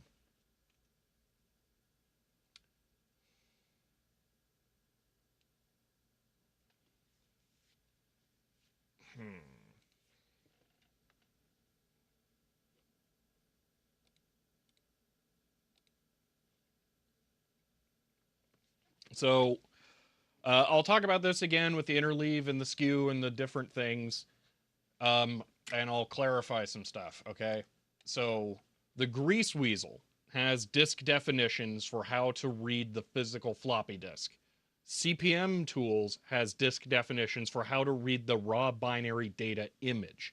This is the binary data image disk definition, or this. Wait, there is a KP4 one.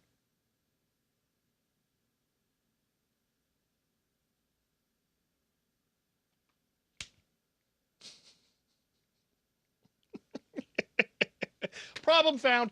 Okay, so we'll... That's 100% the issue. I'm an idiot.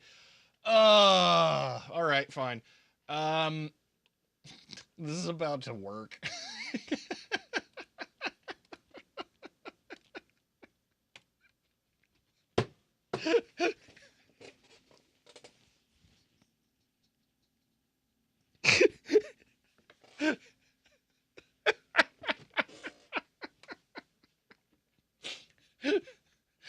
Yeah, it's different because the Kpro 2 only has one head.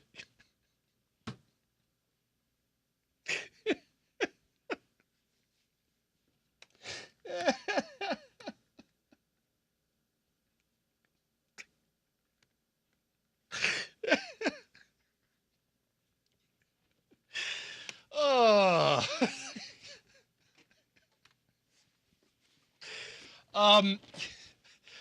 Anyway, I'll just finish the explanation for everyone here.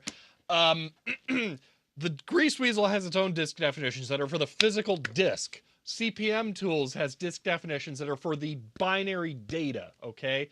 The binary data can do things that are weird on CPM, okay? So the first sectors of the disk, like track 0, actually contains a data blob that is not a part of the file system. And it can contain the BIOS for actually booting the machine. So you need to know things like where to skip into in the random binary data to actually find the file system. But you can have other weird stuff that goes on in there. So the CPM Tools does need disk definitions to know kind of how the data was structured on there. Because it needs to know like how many sector sizes there are and how many tracks there are to know how much to seek into the file to even know where the file system should begin. But yeah, I completely dropped the ball on this by using the Kpro 2 instead of the KP4. Man, I'm an idiot sometimes. Okay, let's first off check, did I do this correctly here? No. So let's start again.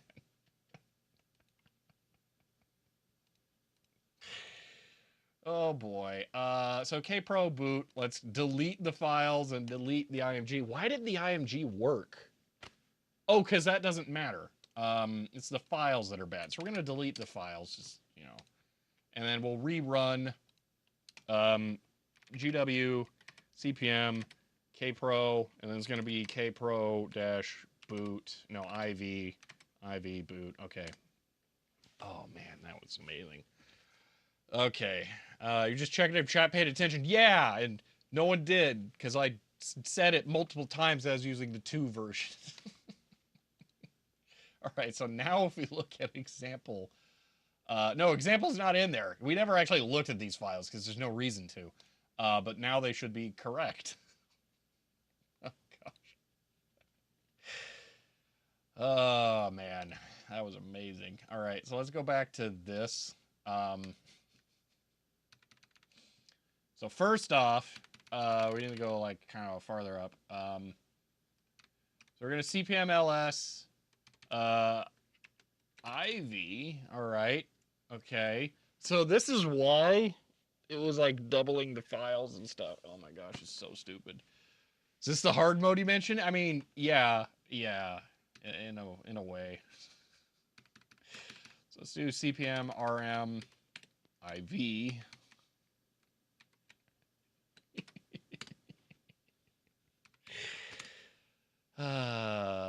Y'all aren't gonna do well on the test. Are you taking notes? Yeah.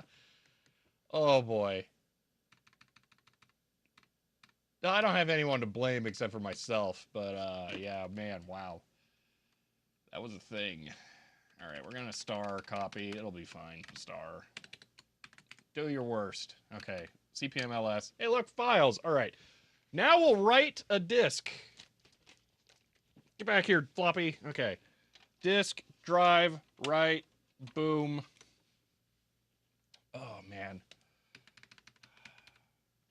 I'm glad I found this earlier in the stream, not like later after I'd done this for 4 hours and just felt like a complete idiot when I got home. Said I feel like an idiot on camera, but, you know, whatever. All right. I did KP2 copy. Wait, what? You are correct. Good catch. See? Pordizo passes the test. That was what I was doing. That was a test.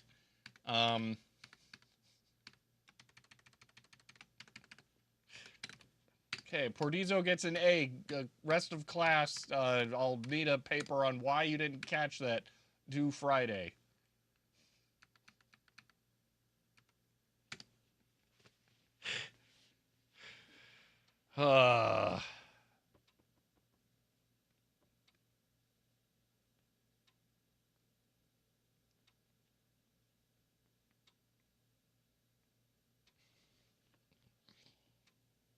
You thought the test was open VOD? Monitor's only 23. I just can't read what you're typing. Oh, gosh.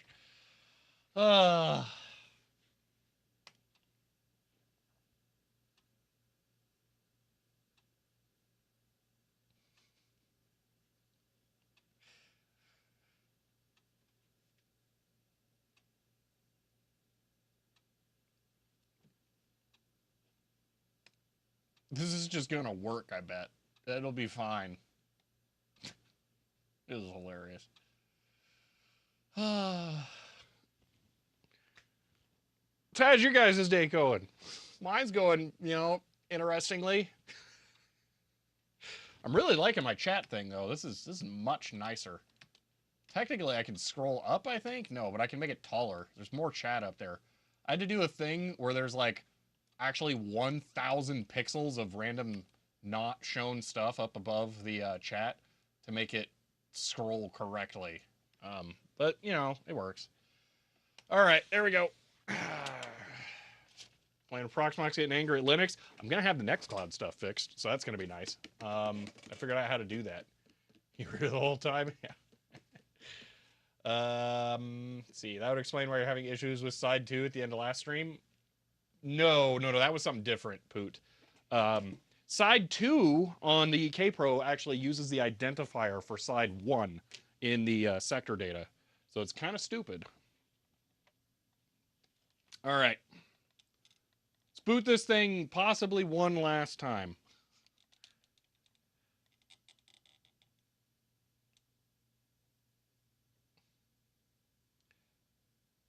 Yeah, so Ben, we were using the CPM tools disk def for the Kpro 2, not the 4. Which, you know, the Kpro 2 doesn't have 2 heads on it. So, kind of figured out why none of the files were working.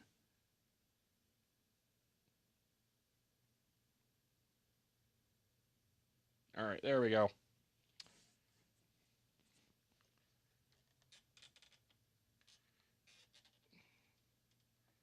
Trying to find an angle where the light doesn't shine into the lens. I should probably buy a lens hood for this thing at some point. All right. Let's get this useless one out of here. Oh, I wonder which one of these is the correct disc. I don't remember now.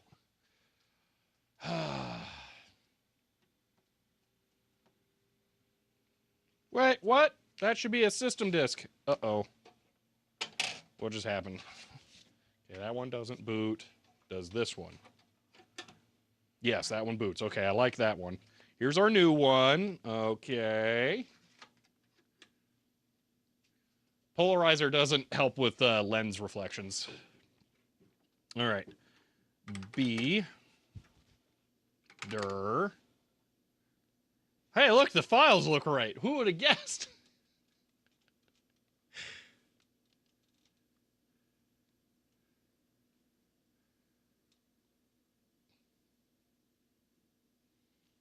Okay. Install.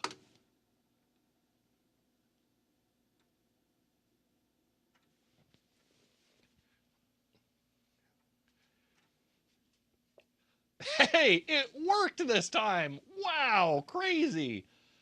Yes, I want a normal first time install. This will install WSU on the current drive, save the results of the file on WSCOM on the current drive, correct? And then run the installed WordStar, okay? Yes. All right. The terminal thing, finally.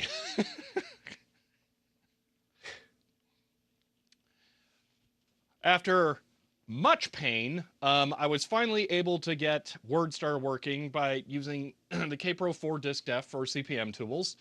And we're now at the point that I really wanted to show here as to why the 483 is maybe not the most desirable. Because we have a lot of options for terminals here, and actually this is an older version of this than I realized, but the escape codes for these terminals are different for WordStar. So when you're working with this software, you have to know what terminal escape codes you need. I'm not exactly sure which ones the Kpro is going to best emulate here. I think I'm going to try ADM31, or maybe ADM3A here might actually be the best one to go with. But yeah, so this is not easy. Oh, we have more terminal menus. 2. Let's see. Ah, okay. So that's good to know. Still no Kpros. Let's try terminal menu 3. Still no Kpros. Tier 80 Model 2. That's kind of awesome.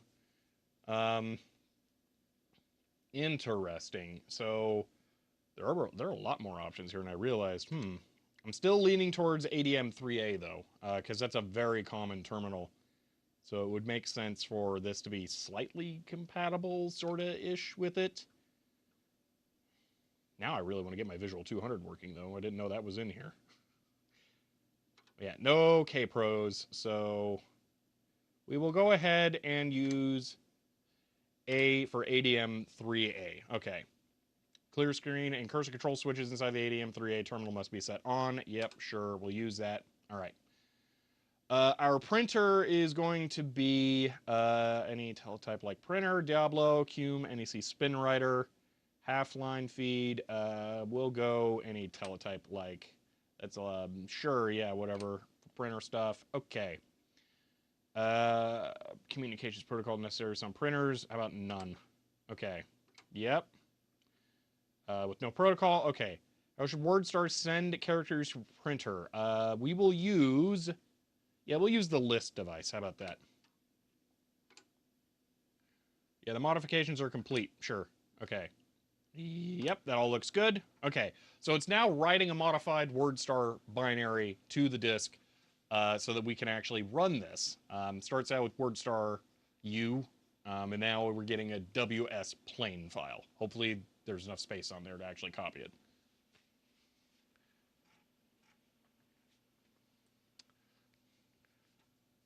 Micro Pro WordStar 3. This does predate this computer, I'm pretty sure, this release of WordStar. Well, 1981. That's a year before the 2 existed, I think. So yeah, that makes sense.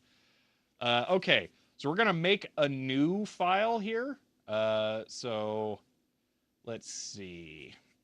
We have like a whole, like, this is weird. This is like a commander type thing. We'll do document. Okay. Use this command to create a new document. Let's see. We will name a file to edit test. New file. Yep. So, wait, it's working on it, I guess. Drive's full. we. Oh, actually, we can record with the A10 still. So 1080p outro it is. All right. Upload the WordStar disk for the Kpro. I don't think that's appropriate. For one, this is about teaching to fish, so we don't need that kind of thing. Additionally, okay. So I'll talk about some fun stuff here in a moment. It's about teaching how to do this is what the next video will be. We'll go through this kind of stuff. But I don't think this version of WordStar actually supports this computer, so that doesn't seem right. So probably don't want to. See, Microsoft stole it anyway. It's not uploaded because it doesn't work correctly because there's no terminal emulator that's correct for this. So let me explain some things here. There's no way to delete characters. This is part of why you need the terminal set correctly. So there are backspace and delete keys on this keyboard. But the thing is that these character codes that are sent by these keys are not standard between all machines. And the soft terminal, or the terminal front end for the Kpro 4 here, is not configured correctly for this version of WordStar, since we use the ADM3A terminal parameters. So if I press backspace, it actually literally goes back a space, and delete. Oh, but delete does delete a character. Okay, so that's helpful. But the right arrow key flashes Control L, and it doesn't actually go over. It looks like this is using HJKL for navigation, but it's not working right. Name a file to delete. No, no, no, no, no, no, no. Escape. Bad. Don't do that. Okay. So we have cursor movement listed here, so it's ASDF control. So we can go F over, and then we can delete as backspace, but our arrow keys are not working correctly because those are Control HJKL. We could potentially define a custom terminal set. Basically, we would have to look at this, figure out which keys work for this thing and which ones don't. But for right now, we don't have that. But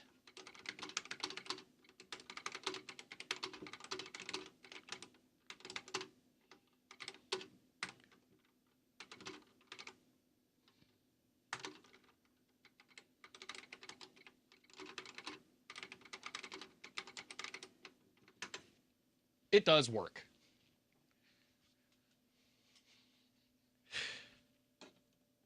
All right. Oh, man. WordStar 3.3 for Kpro 2. That might work. So, press random keys, figure out what they do. Well, it has the stuff listed up there. Oh, hey, Action Retro. We actually got it working. It was a nightmare. But yes, that is WordStar running on the Kpro 4 now. We're actually just about to wrap up a potential second channel video or something about this. I'm not exactly sure what it'll be. But yeah, made a custom WordStar disk using CPM tools to get the direct CPM binary files onto here. So yeah, it's cool. But this version of WordStar is older than the machine, so the terminal profiles are incorrect. WordStar, not WorldStar. Was for, oh gosh.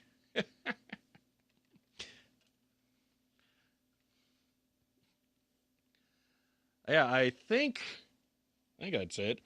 ThinkPad X1 Carbon running Haiku bare metal. Ah, interesting. I don't remember what Haiku is based off of. Is that a Linuxy one, or is it a... Wait, isn't Haiku the BOS modern thing? Yeah, yeah. Okay. That's an interesting choice. I don't usually experiment with the novelty operating systems like that, or Temple OS or whatever. And I think there is still a version of whatever the Amiga operating system is called. So I don't, but yeah, interesting. That's got to be a challenge.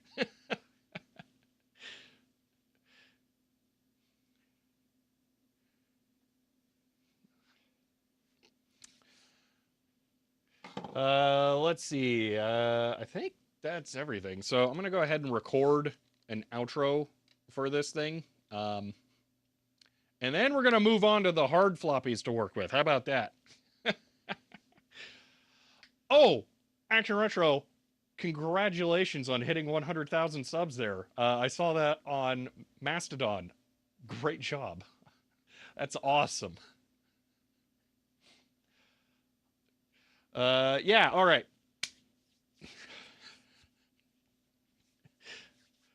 I think we're done here for now. So yeah, it's always an incredible milestone to reach for sure. That is really cool you hit that point. Never thought in a million years. Yeah, it is a long road to get there.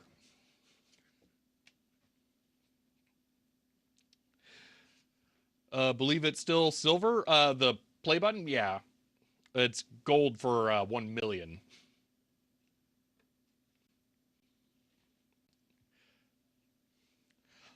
Let's see. I think it'll be more fun if I turn this around.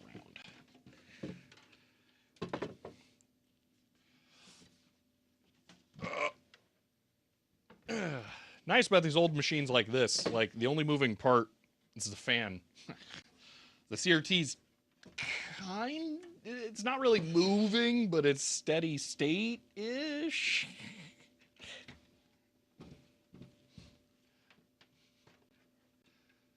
Where's my play button?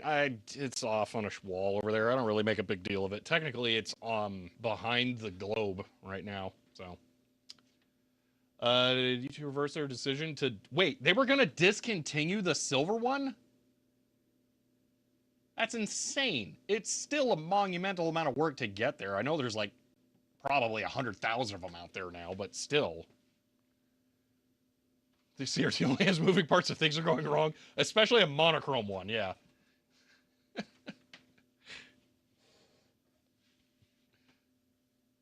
what you heard. Wow, that would suck. I hope not.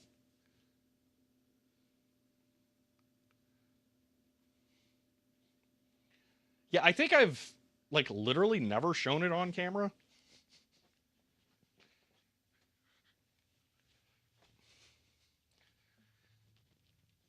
Eh.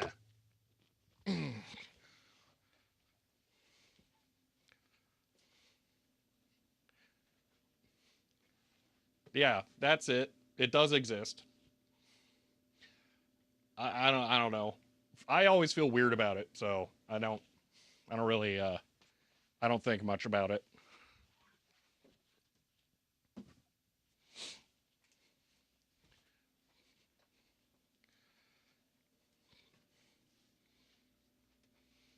So, let's see. Ignore Shelly Fool, yeah. Let's see. It says tech tangents. I was tempted, but the whole problem is that the name doesn't work. So, let's see. So Rumors bronze swimming certificate. Yeah. See, you kind of get it there.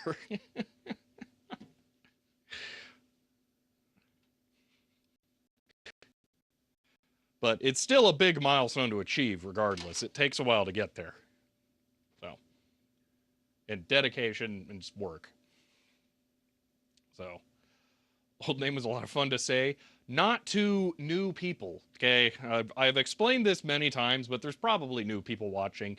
On the off chance that you are not aware, my channel used to be named Akbakuku. That is spelled Akbkuku. It is a username that I created completely randomly one day because I was tired of my previous username always being taken.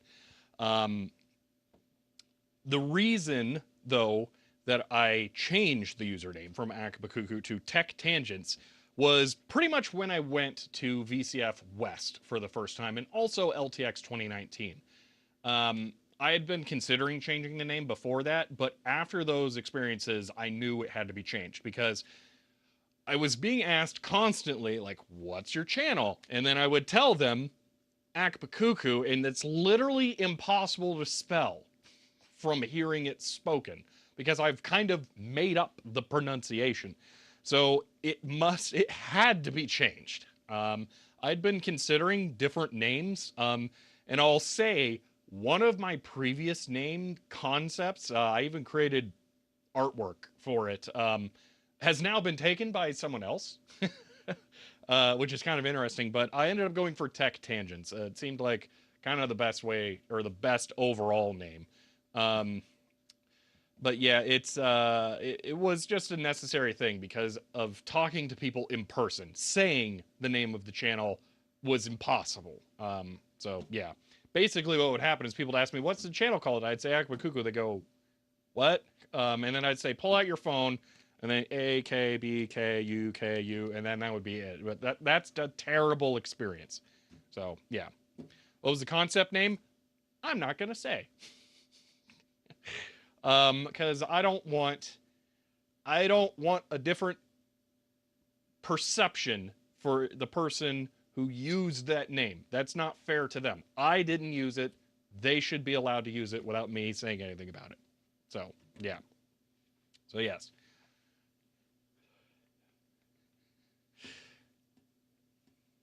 See. And I'm not going to say what the previous username was either. So, although the whole point was that it would always be taken, so it's not like you could actually find it, but just in case, I'm not.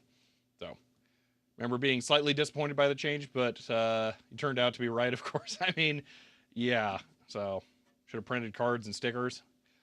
The cards still really don't help. I mean, like I could put a QR code on there, but even when people see the name, they don't spell it right because it doesn't make sense. So, no, it was not Action Retro. um, I'll say this. There were two reasons I didn't use it. One, there were publications that used it, but infrequently. And two, I didn't like it, but it would have worked well. So I'll only say that. And the reason me not liking it is why I didn't use it. But anyway, I'm going to record an outro for this really quick. Bit savers. I'm going to record an outro for this really quick, and then we can move on to other floppy disk imaging, okay? I'm going to have to go find another Commodore 64 game to make sure that Jet Plus is kind of broken. I think it is. Not Jet, Revs Plus. I'm thinking that disc might be bad, unfortunately. So, yeah. Let's see. Dr. All right. I'm going to record an outro now. All right. Well, yeah, let me think about this for more than half a second. So that is the Kpro 4 running new software, having created a disk using just the CPM executable files. It's always really fun to be able to do that, and I'm glad I now know how to do it on this, which will make it using this thing in the future a lot more practical. So this is just the first step I'm pretty much starting to do with every computer that I encounter, and I definitely need to make a video that talks more about this in general. Hopefully by the time you're seeing this video, I've already made it, but that's one I'm planning on making soon. But that's the Kpro 4 working. Didn't have to do anything with it. Just pulled the refas. So yeah, this thing ready to rock, and I'm excited. This is easily the best CPM machine that I have working now. It's 80 column, unlike the Osborne 1. It uses more standard disk formats, unlike the Jonas. And while not perfectly supported, like I was able to demonstrate with WordStar here, it's more likely to be supported by software, being a Kpro. That's a pretty big name product line. So yeah, definitely a good machine to get into. So If you enjoyed this video, you may want to subscribe, be notified when another one comes out with this thing, because I'm definitely going to have to use it again at some point here pretty soon. If you want to help support the channel, you can find me on Patreon. But for now, that's it, and I will see you next time. And that's whatever Kpro nonsense is done. Okay. So, there we are. Let's go ahead. Yeah, and cut. Done. All right.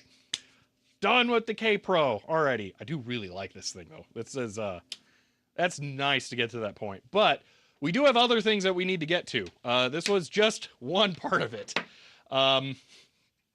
So, we have several more floppy disk packages that I want to image. Let me go find a Commodore 64 game first, though, because that will be an important part of this.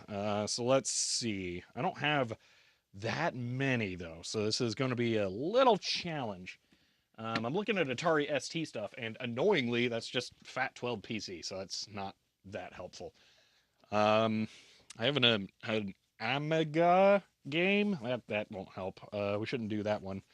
It would be hilarious to create one for that anyway. I think this is Apple II Hitchhikers, isn't it? I think the disc is missing the label as well, so I have like no way of knowing what it's for. Let's see. Oh no, it's MS-DOS. Awesome. Okay, never mind. Well, that's not useful for that, but glad that my Hitchhikers is what I would prefer it to be. NASCAR, that's definitely not Commodore 64. I have like no C64 software. Okay. Somewhere around here, I have the 1541 demo disc. It's probably in my Commodore bin. Let me go dig through that if I can get to it. Is it this one on top? That's Atari. Okay, that means Commodore's a lot harder to get to. So not doing that.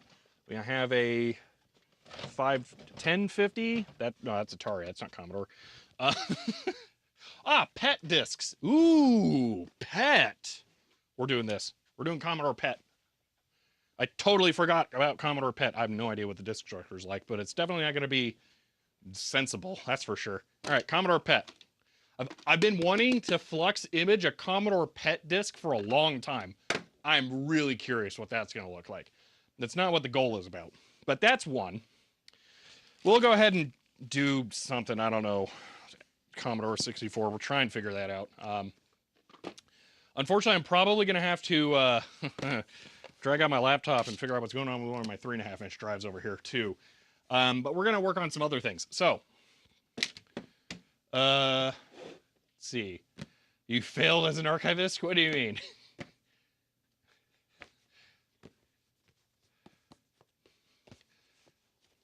Yeah, I own Spot. Cool Spot, the 7-Up game, for a mythical platform that doesn't exist, so I can't play it. Anyway, Jet, by Sublogic for PC, has a 9-sector first track and then 5-sector data track, so that one's weird. Commodore 64, GCR. This is Spectre for Mac, also GCR, so need to get that one solved. This is Apple II, King's Quest 4. Yeah, I don't know what Apple II discs look like, so we need to figure out how to image that thing. And then Microsoft Adventure for PC has just the weirdest stuff ever. I'm probably not going to actually do that one, because that one's a nightmare. But that's an example of just how horrible it can be. The Sublogic cover art is amazing. Yes, absolutely. So, all right. That will never run on the Kpro? Yeah, no, it will not. Let's see. F16's on the screen and not in real life. Oh, gosh. All right.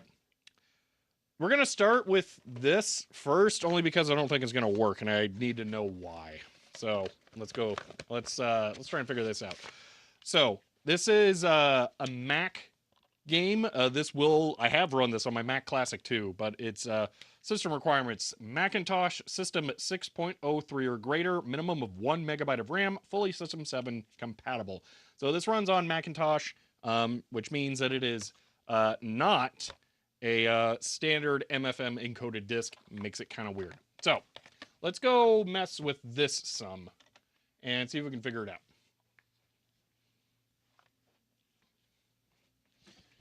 All right. Realizing that webcam's not pointed correctly.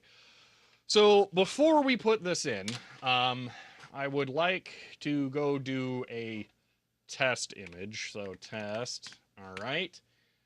We have been working with the GreaseWeasel connected to my drive stack, and we've been using the 5 1/4 inch 40 track drive. But we also need to be able to use the 3 1/2 inch drive, and every time I've tried that recently, it hasn't worked. Yeah. Oh, bitrate, fine. 00.0.raw. Oh, now it's working and I've changed nothing. That's super confusing. Okay.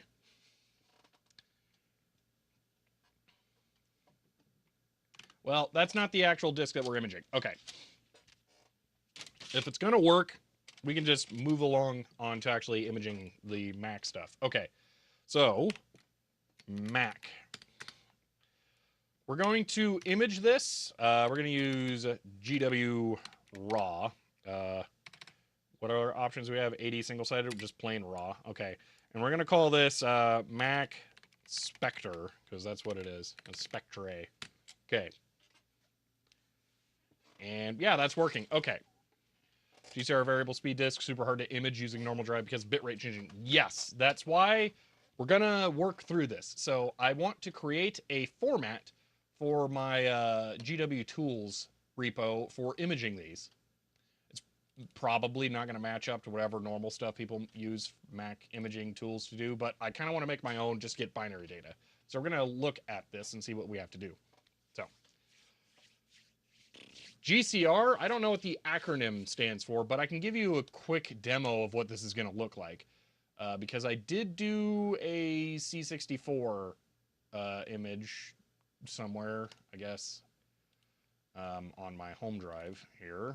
So C64 Revs Plus. So this is the disk that I have over there that isn't good.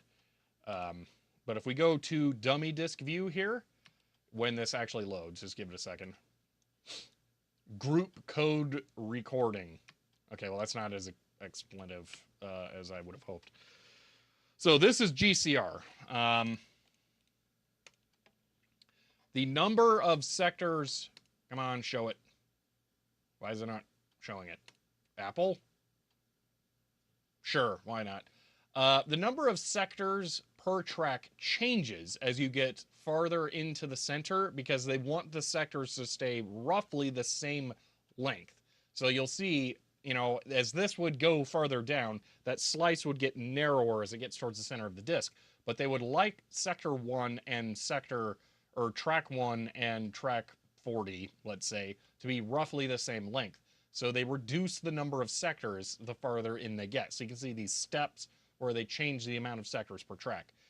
So this is weird. Not a lot of systems do this.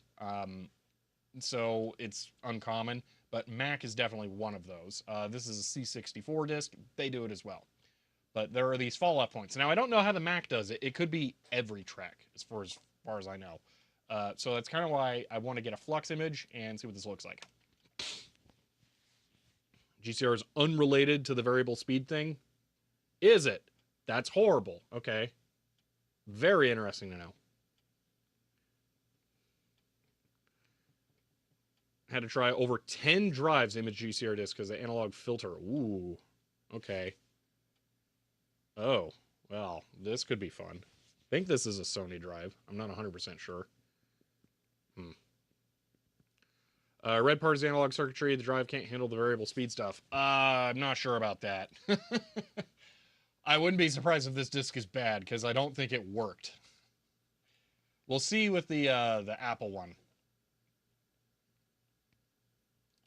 All right, so this Mac bitmap that it's about to generate is going to look fine. Oh no, Spectre's stupid.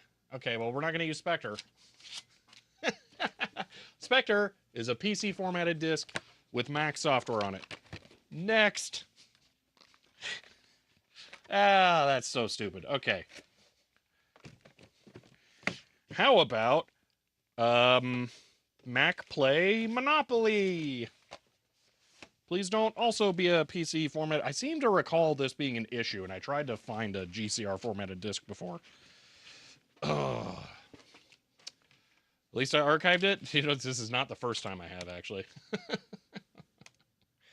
Okay, well, let's do Mac Monopoly. All right.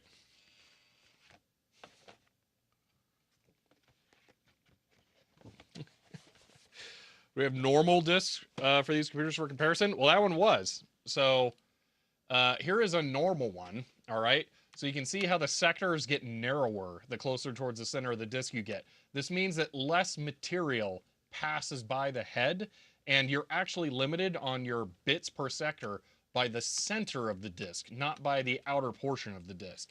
So you have, this is like twice as long here. I mean, the dimensions aren't accurate here, which is why you actually have to, if you're going to look at this on here, you have to tell it what your TPI is. So we'd be like 5.25 inch 96 TPI or something.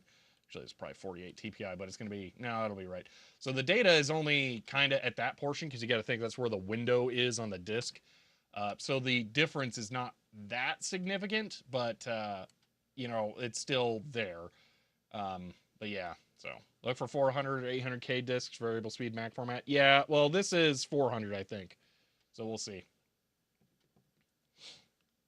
All Mac HD disks are MFM, but that was literally, I know for a fact, this is FAT12. Here, watch this. GW, IBM, 144, Mac, Spectre. Watch this.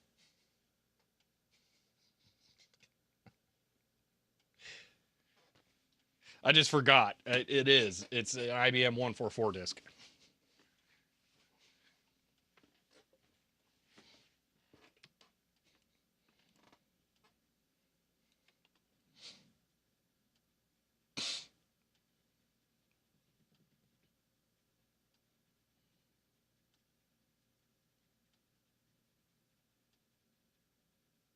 Did I send you that? You may have sent me some. I don't think you, if you did, I don't think you sent me any with a box. I found box, Monopoly, Risk, and Scrabble at Savers at one point. All right, here we go. There are the, oh, I didn't get any files. That's weird. Hold on. File, Mac, Spectre.img, PC formatted floppy disk with no file system. Weird. Oh well. Whatever. I don't know, I guess. So here's Mac Monopoly. Okay, so that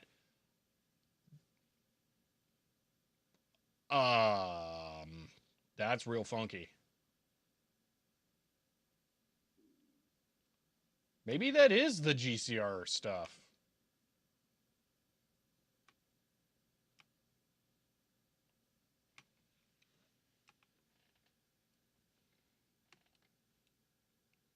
Well, we have the, why the like comb offset between alternating tracks?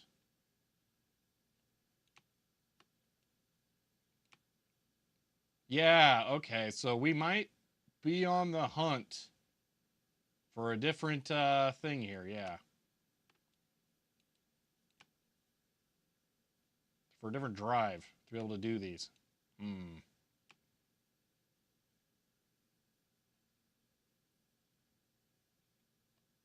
Well, that's interesting. Open an HXC. I'm gonna guess the sector format is bad.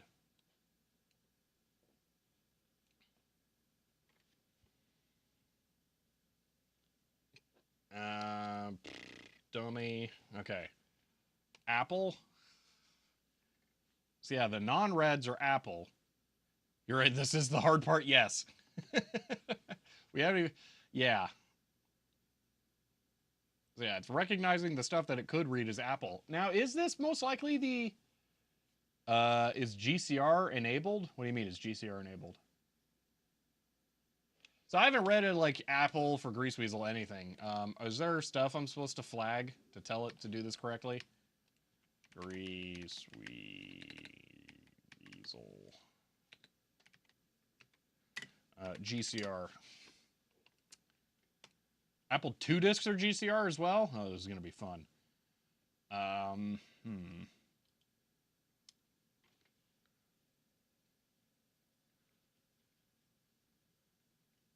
These aren't copy protected discs, I'll say that.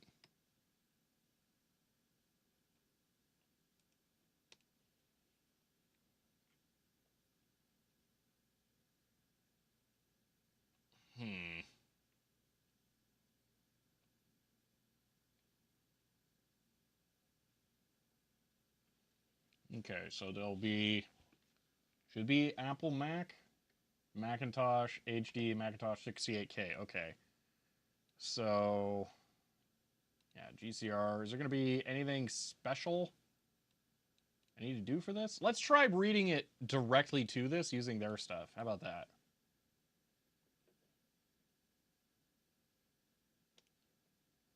What would that look like? How would I even validate it, though? See, this is where this gets hard. All right, let me ask this. Should there be valid sectors on the outside? This disk worked in my Mac. Unless it went bad just for giggles. I don't think that the disk is actually bad.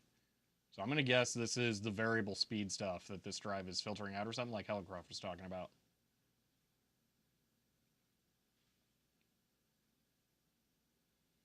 May need a different drive or two till you get a clean read. Okay.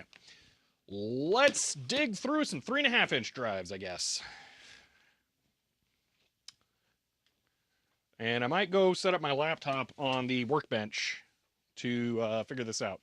All right. I think I have a mini stack of them around here somewhere. And then if I can't find one in that, I will have to find the big repository of them, which I'm not 100% sure where it is, but I'm pretty sure it's in the office. Let's see, where are these hiding? Just have to give me a little bit to find the drives. I have an obscene number of 3.5-inch drives, so we should be able to find something. Well, there's one. That's nothing, though.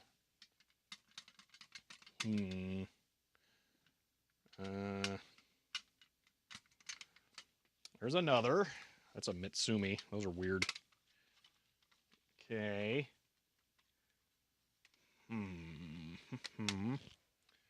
More down there? No. Okay, well, this is 2. I don't think we should start yet with 2. I'm going to bring these out here. I'm going to start piling these up over here. So, here's 2 candidates. Pull these aside. I kind of want to... What time is it? I'm going to flux a Commodore PET disc right now because I want to see what it looks like. I have been itching to flux one of these for a long time. So I want to try that. You know, we'll get back to the other stuff in just a second. I really want to see what this looks like. PET. GW raw. PET. This is my programs, right? Yeah. Custom. No. Hold on. Cancel. GW raw 40. Ugh. I don't think it can send a force eject. I don't know that it can send the eject request at all.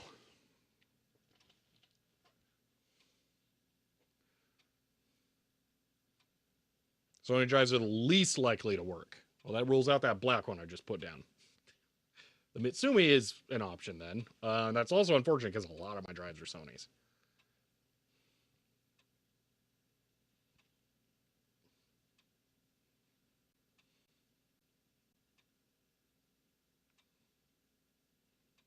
I don't have Mac drives. I'm not going to be grabbing an actual Mac motorized drive.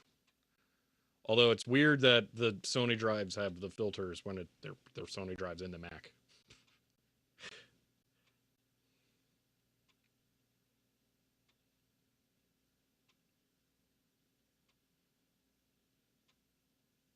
I'm really curious what this is going to look like. I have absolutely no idea.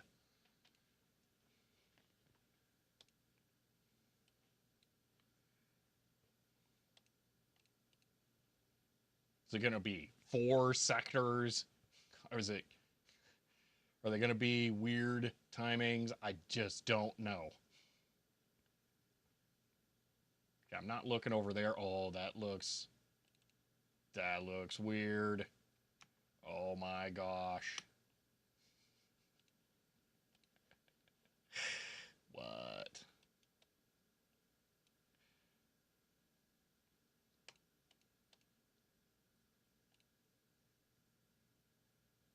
Come on, find something that can read it.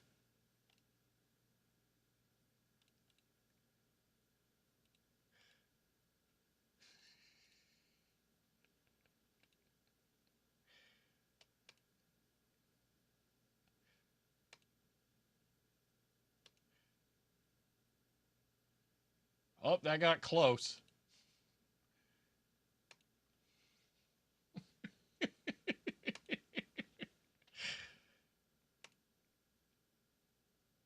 So this is a Commodore PET 8050 disc. And one of the problems with the Commodore PET is that there's so many different drives.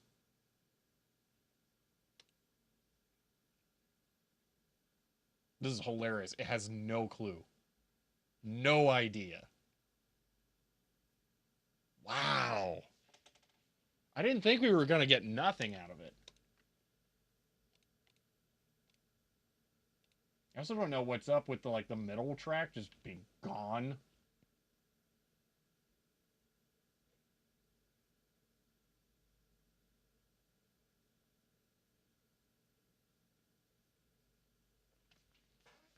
Is the disc known to be good? It should be. I'm pretty sure I used it the last time I used my PET, but it's not like I've just, oh yeah, I'm not breaking out the PET every single day to try it. We can try another one. I have multiple PET formatted discs because I really like the system. It just sucks to use. It's easily my least favorite system. Let's see. I have the Commodore PET Supermon utility written by Steve Wozniak. So we can try that. PET Supermon. PET disk drives communicate with HPs? No. They're GPIB. That doesn't mean that they speak the same language. They can communicate with HPs just as well as they can with a logic analyzer. There's nothing that supports that other than the Commodore PET.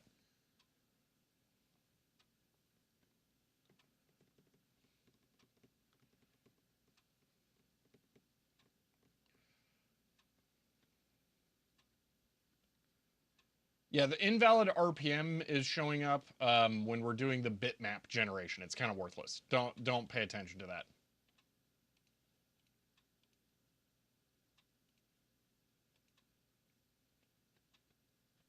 So to give you guys an idea of how these files or these disks were created, I copied the tap files to my phone, played them back through a data set to the PET, loaded into RAM, and then had my 8050 drive write them itself. So that's how these disks were created. That means that they would have only been written and read on the same drive. But I think I would probably move them between the two drives in the same unit. But they would have never touched another another floppy drive since this. This is the first time these have not been put in a Commodore PET 8050. So, can this drive be modded to allow wider bandwidth filter? Probably. I mean, there's a lot of stuff you can do, but yeah. Oh, I love how cursed these are. That's amazing. I'm not even going to bother opening it in HXC. We're not going to get anything out of it. That's just, wow. So, pet is weird. I have no idea. Wow. Upload the flux. I'll upload the flux of my custom programs. How about that?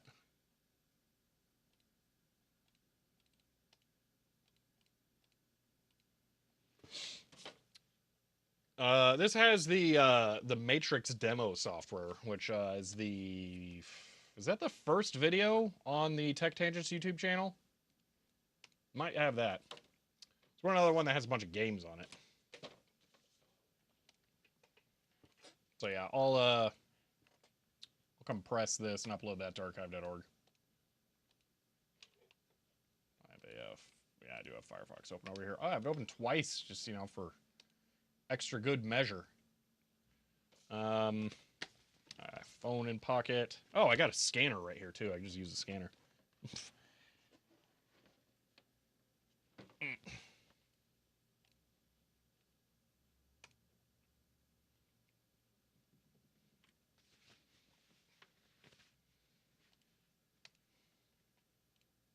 Just for giggles. GreaseWeasel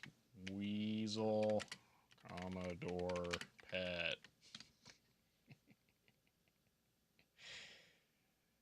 What? Nobody's trying to read or write Commodore Pet disks. Who would have guessed? Let's see. Get a preview here. I'm gonna scan the label to include with the data. Wake up, scanner.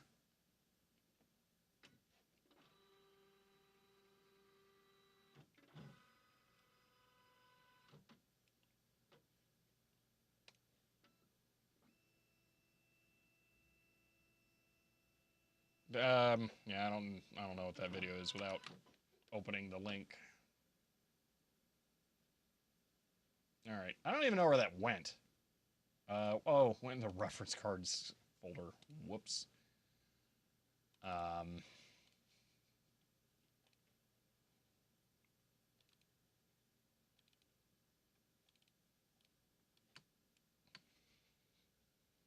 Some gameplay. Oh, that's right. That's Revolt. Yeah.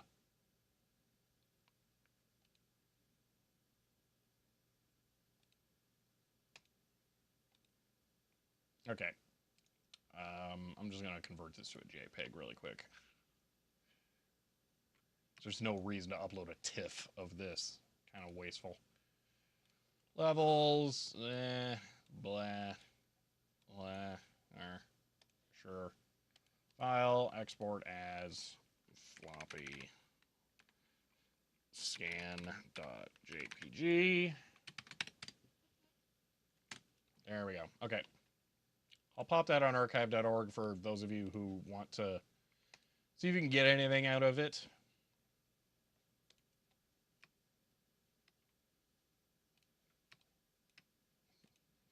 Sneak peek, you're not.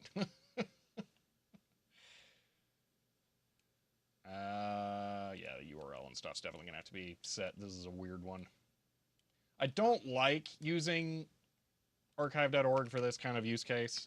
That's why I don't want to just upload all my random stuff. But I don't know that there is a lot of examples of Commodore PET disk images, so it's worth putting one up. Commodore PET 8050 disk image sample.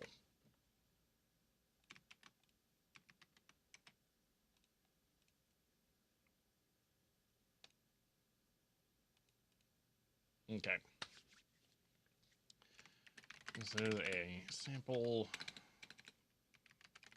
disk image in CryoFlux raw format of a floppy disk with basic programs written on a PET. Let's actually do this. Commodore PET 4032 and saved using an 8050 drive. Of note, there are several different floppy disk drives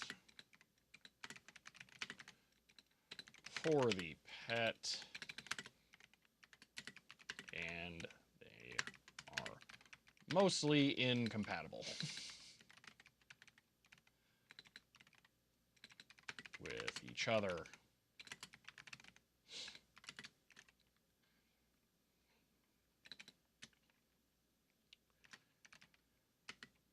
This disk also uses unknown formatting.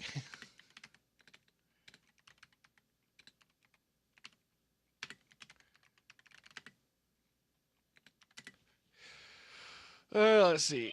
Anything else to note here?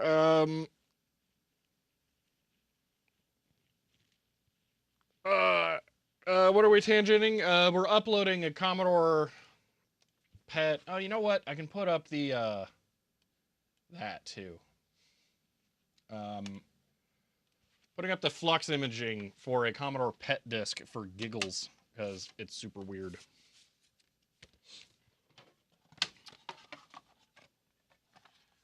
Let's see. Where'd my custom disk go?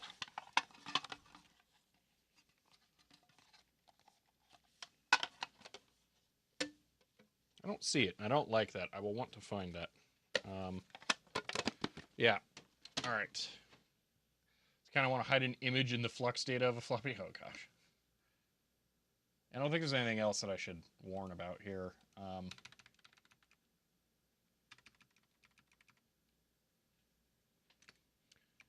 It is not possible to verify the usability. Oh my gosh. Of this image as far as I know. Okay, there we go. Tags, Commodore, PET, floppy, image. Okay. Creator, technically it's me. I'm not putting me down though. Date, man, this would be like 2018, I think. I'm not gonna put a date either. It is community software. All right. Basic programs. So I'm gonna put my own basic programs with my own basic programs. Okay. That'll work. Upload. Yo, have fun. Whatever. All right. Or say you said about your screen names, difficult to pronounce it at first, adaptive pronouncing it. Yeah, that you adapt to it is not great. So, all right. Now we'll go hunt down some 3.5-inch drives, I think. Try and figure out a way of imaging a GCR disk. So, let me go find some more floppy drives. I'll bring them out here. And then we'll try out imaging the Mac drive with a different setup. Mac disk, I should say, not drive. We can't image a drive. Try imaging it with different drives, though. All right. Where are they hiding? I have so many places for this kind of stuff. I think this is one I want to get to sooner, though. So let me do that. Okay.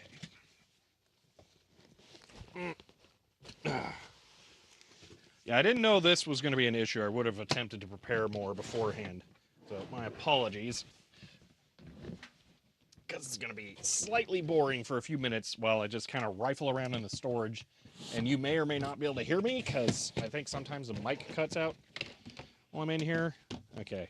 What is in this? There is very little in that, actually. Okay. Wasn't expecting that, but that's good to know. Okay. How about this bin? I don't remember what's in this. For all I know, it's actually going to be empty. It is full of old, stupid power supplies. Okay. Also some parallel cables. Why are those in there? Those should not be in there. Those look useful. There's a VGA cable. Yeah, that shouldn't be in there. And there's some parallel cables. I'm just going to pull all that out. That can go over here. I'll actually remember it there. Okay, the rest of it can all just stay in there. Hold up. Why was there a Corsair power supply in there? Wait a minute. What's that doing in there? AX 850? Is this dead? Why is this in here? That seems weird. It smells pretty dead. I'm going to leave it in there. Okay. Alright. I think those two boxes are full of 5 1/4 inch drives. They might be split with 3 1/2s. I don't know.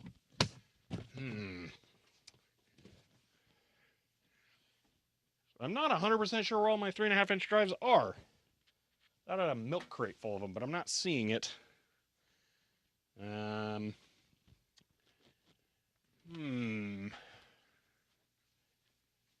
This is going to be a problem. All right, well, we might just test the 2 drives I found. That's all I found was 2 drives. I swear I have like 30 of them that I'm not using. But I don't know where they went. It's one of those things I have definitely organized away because I don't need them all to be easily accessible. Yeah, I guess we'll just try the 2 for now. All right. Okay, let's see. Floppy trying to rob you, yeah. How do I want to handle this? I'm gonna go grab a floppy cable. Document says please insert 3 1/2 inch drive in ABNCHER 100 PO continues end of line. Oh no, yawns. Stop it. I don't want to be tired. Okay.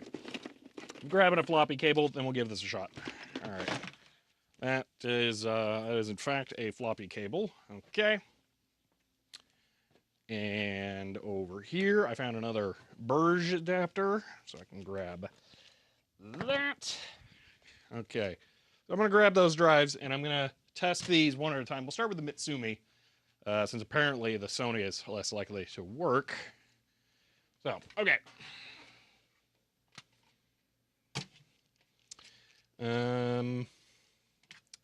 Yeah. All right. So power and data. Okay. Now power will be supplied by this single adapter. Although I guess I could just plug it into this PC power supply. Why not? I'm going to turn that off. Boop. I'm going to plug it in here. It's like, you know, a better quality power supply or whatever, too. All right, then I'm going to just switch over the floppy cable to this one directly. And there we go. That's a really high resolution image of that floppy disk scan, I just noticed.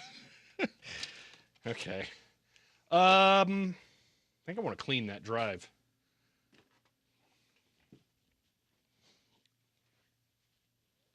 Kinda don't trust it. Use Mitsumi, which copies with reading Mac disks, okay, but writing not so much. Well, it's a good thing for right now. I don't really care about writing.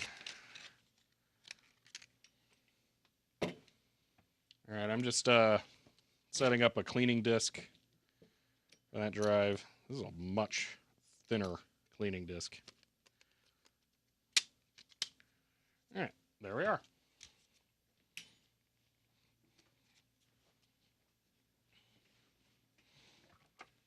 Give it power.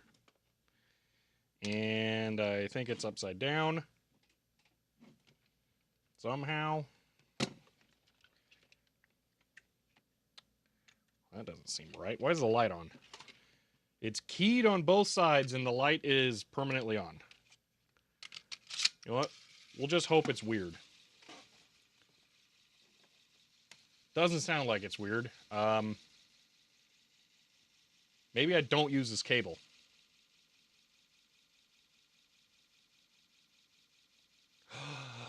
I remember this cable. This cable is evil. Okay, yeah, we're not using this cable. Well, drive's clean now.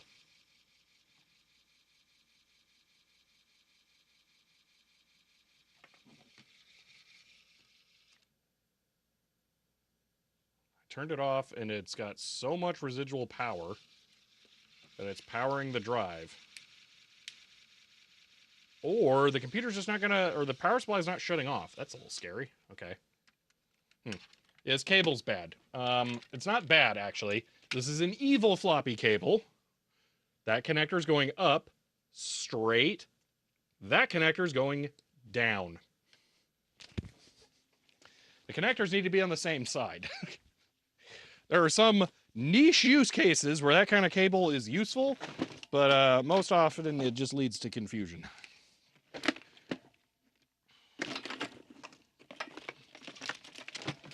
Okay, that one's 5 1/4.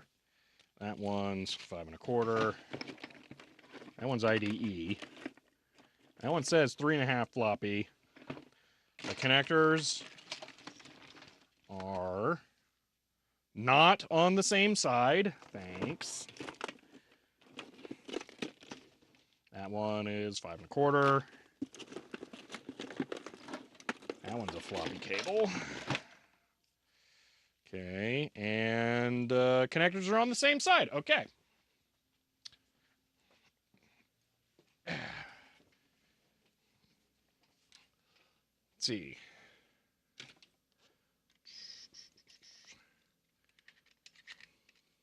See. Liaison cable's wrong way around. Yeah, but it's keyed. The cable wasn't in the wrong way around. The cable was just made the wrong way. Your microphone battery doing CHGER 100 end of line. The mic batteries are not a problem anymore. I forgot. I should have mentioned that yesterday since I did actually change it for the first time ever when prompted. Because I disabled recording, they won't die now because they're not using as much power. So they're fine. Long story short. Okay. Archiving, Mac. Okay, we'll do this again, but first I'm going to do GW clean. All right, it's going to seek the head around a bunch.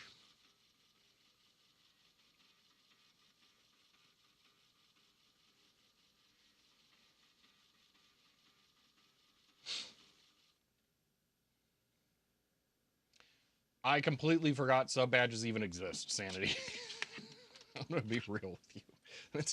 There's a lot of Twitch stuff I don't care about. Emotes, sub badges.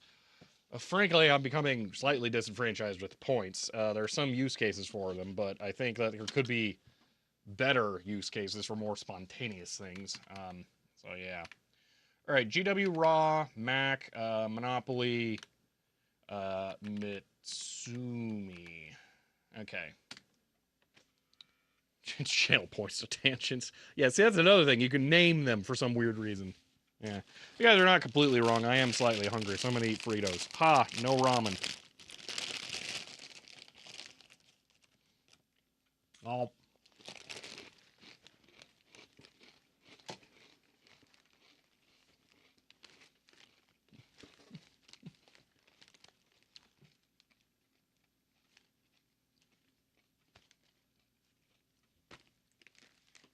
I have water. It's sitting over there. I should go get it.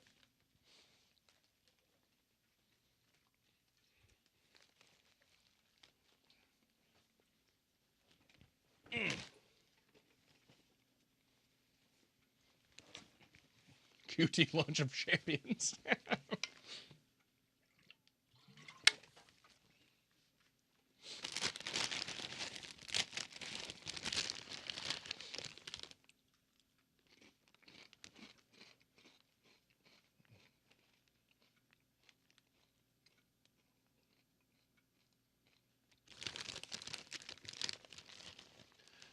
Yeah, Majenko, the problem with that is that I kind of like the simplicity look, and I definitely don't want music on my streams. I know it leaves a lot of dead air, but it's just not something I want.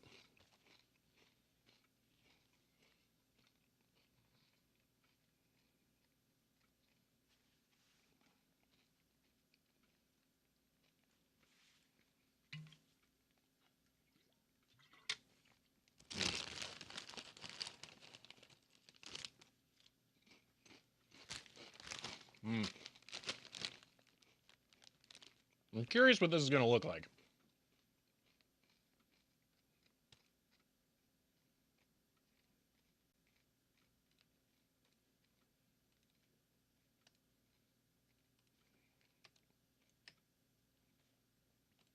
It'll be funny if I have a reason to change out the drive I use for this stuff.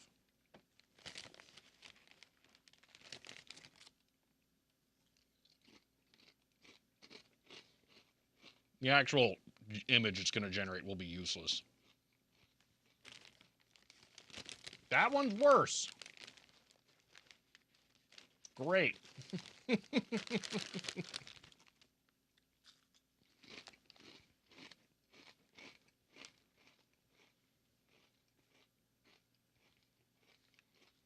of Frito sponges.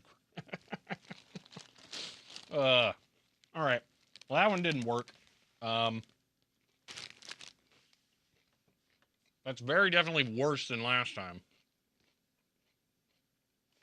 Now we're going to try this other Sony drive, which I will also clean.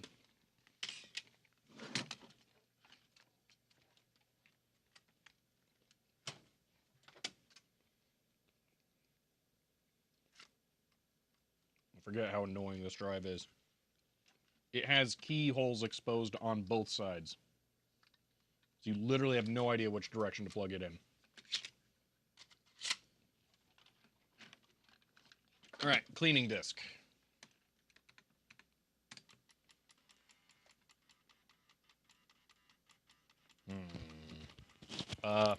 What do we think about that clicking sound?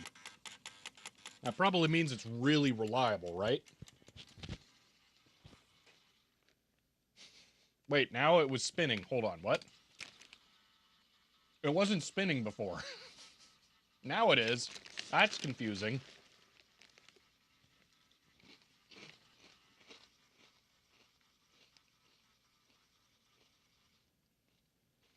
I'm sure it's fine. All right, let's go.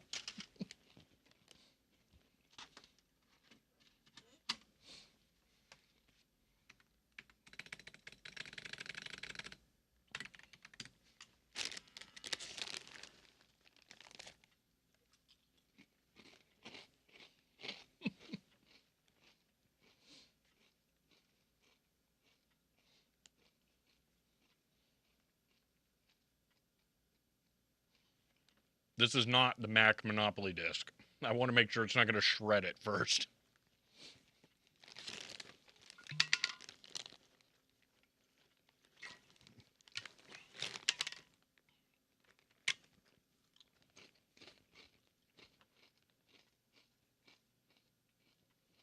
Yeah, this drive has the PCB obscured. You can't see it, Hellencroft. It's an annoying one. I went with the general rule of thumb of red wire towards power.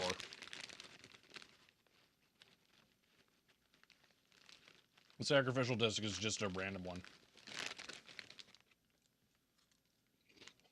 You know, someone with another copy. It's probably me. I bet it's over there in a bag. Still don't want to kill it, though.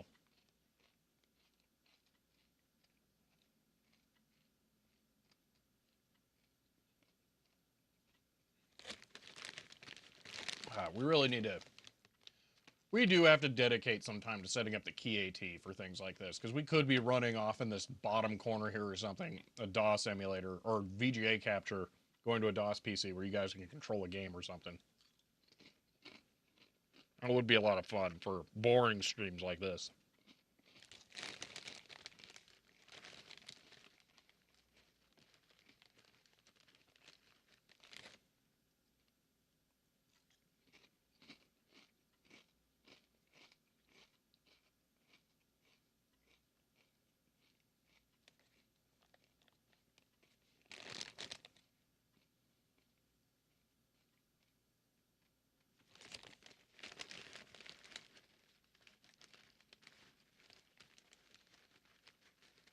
pretty sure this drive's about to pass. So we'll be able to do Macopoly in it.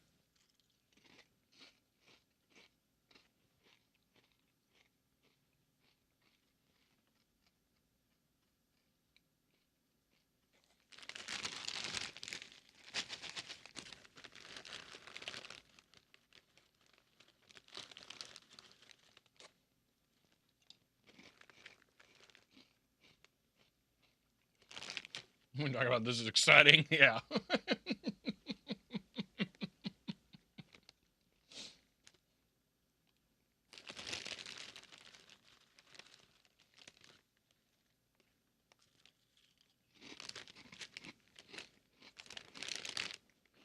Oh yeah, this is a scanner. You found my floppy I was missing. Thank you for that, friendly rooster. I don't know how you came back to that, but yeah, that was where it was.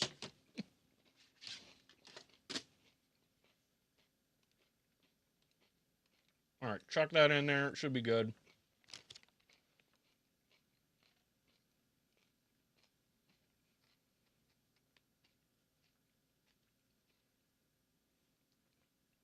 MFM and golden. Okay, I'm gonna chuck the Mac disk in there now.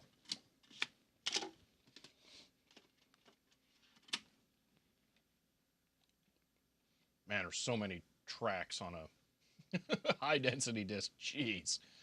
Okay. Mac Monopoly. Sony 1.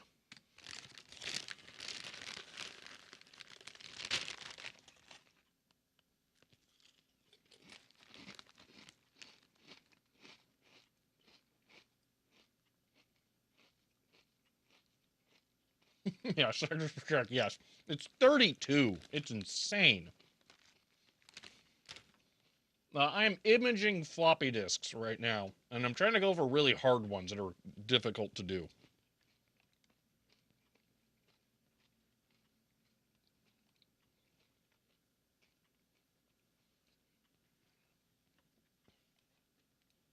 So I'm currently trying to find a drive that is going to be capable of reading this disk here, because this red outer area, which does appear to be the same width as these intersections, is probably going at a different speed than the drives that I'm trying to use are capable of reading. So I'm trying to run through a bunch of different drives to see which ones could theoretically read the red area. This is a weird use case. Unreliable hardware? It's not so much that. It's more that trying to read the Mac drives in the PC, it's a little weird.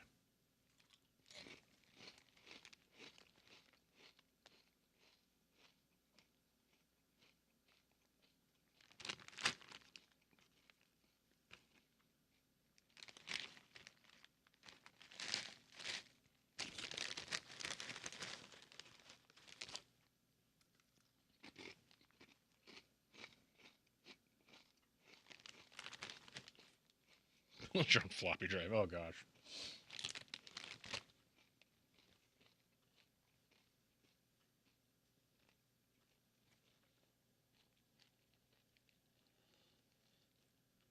If I'm building my own floppy drive, which I'm not, I'm going to design it so that it has narrow heads for 3.5-inch 80 track drives and interchangeable hubs and the ability.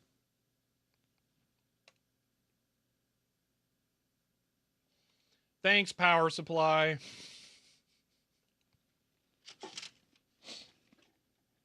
The floppy drive is drawing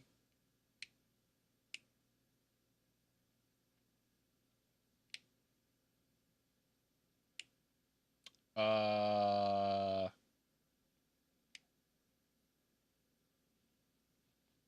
um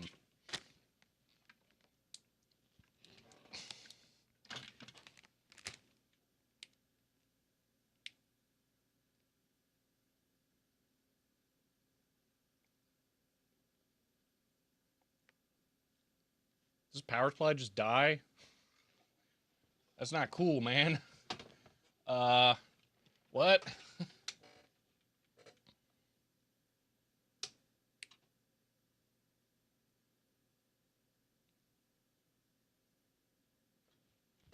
Okay, weird. I don't know. It shut off.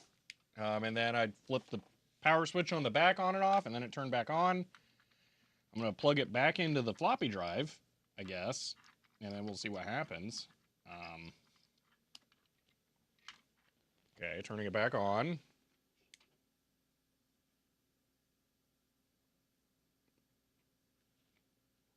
I don't know. All right, well, I'm going to cancel this disk reading. We have enough data to be able to find out if that drive will work or not. I have a feeling even if it does work, we still need a different one, though.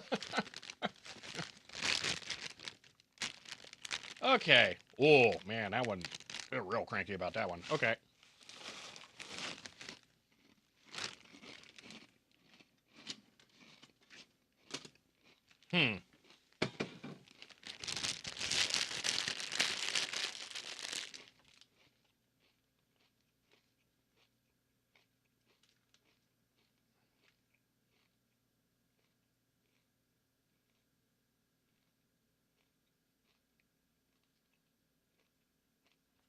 Oh, Majenko. That could explain some things.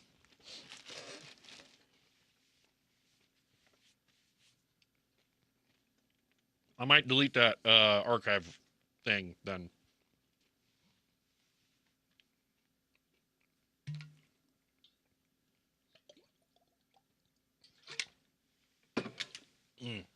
It's 80 track drive? That's weird. I can't believe pets were relevant long enough to get 80 track 5 1/4 inch drives.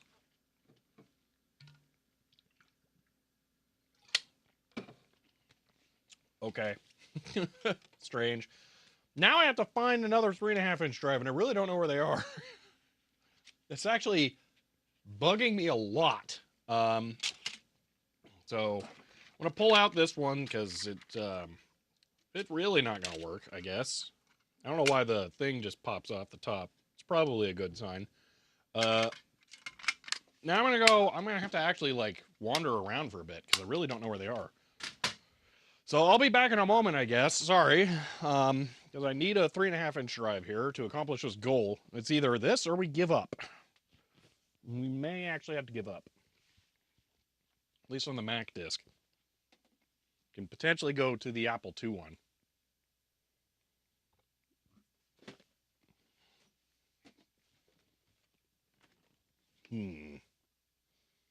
That's random cable stuff. What's that bin? I think that one's empty. Oh, I see the one I really wanted to get to. Oh, this is going to suck. Oh, it's so heavy. It's always so heavy. And why is all the cool old computer stuff so heavy? Why couldn't they have made them light?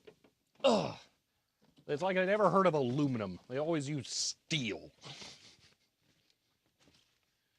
Like, oh, we're making this floppy drive. What should we make it out of? We could use, a nice lightweight material, or we could get a bunch of pot metal and cast a mold where it weighs 12 pounds. And they say, oh, yeah, we'll take the 12-pound option. Who's worried about shipping costs or anything like that? If the thing's heavy, that just means, it's nice. So all this stuff's always just like the most heavy thing you could possibly imagine.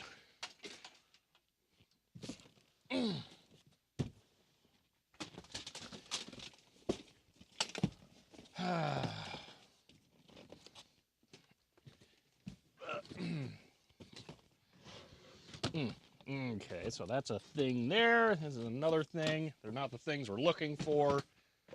So I'm not going to go into detail on those things. What's this? That's a... Is it? That's a Mac TV. Okay. Let's get that out of here. Well, actually, if I get it out of here, I mean, leave it exactly right there because I don't want to have to move it. What's this? That's a Power PC. It's probably got a model number. I don't know what it is. Oh boy, I might be able to see it right now. That is a Power PC something. I don't know. Apple did it by encoding it or putting it in the mold for the plastic, so it's really hard to read with poor lighting. Oh gosh. Okay. It has to come out though. Oh boy. Now I can see it. It's a PowerPC something. I don't know. It's really where is it labeled?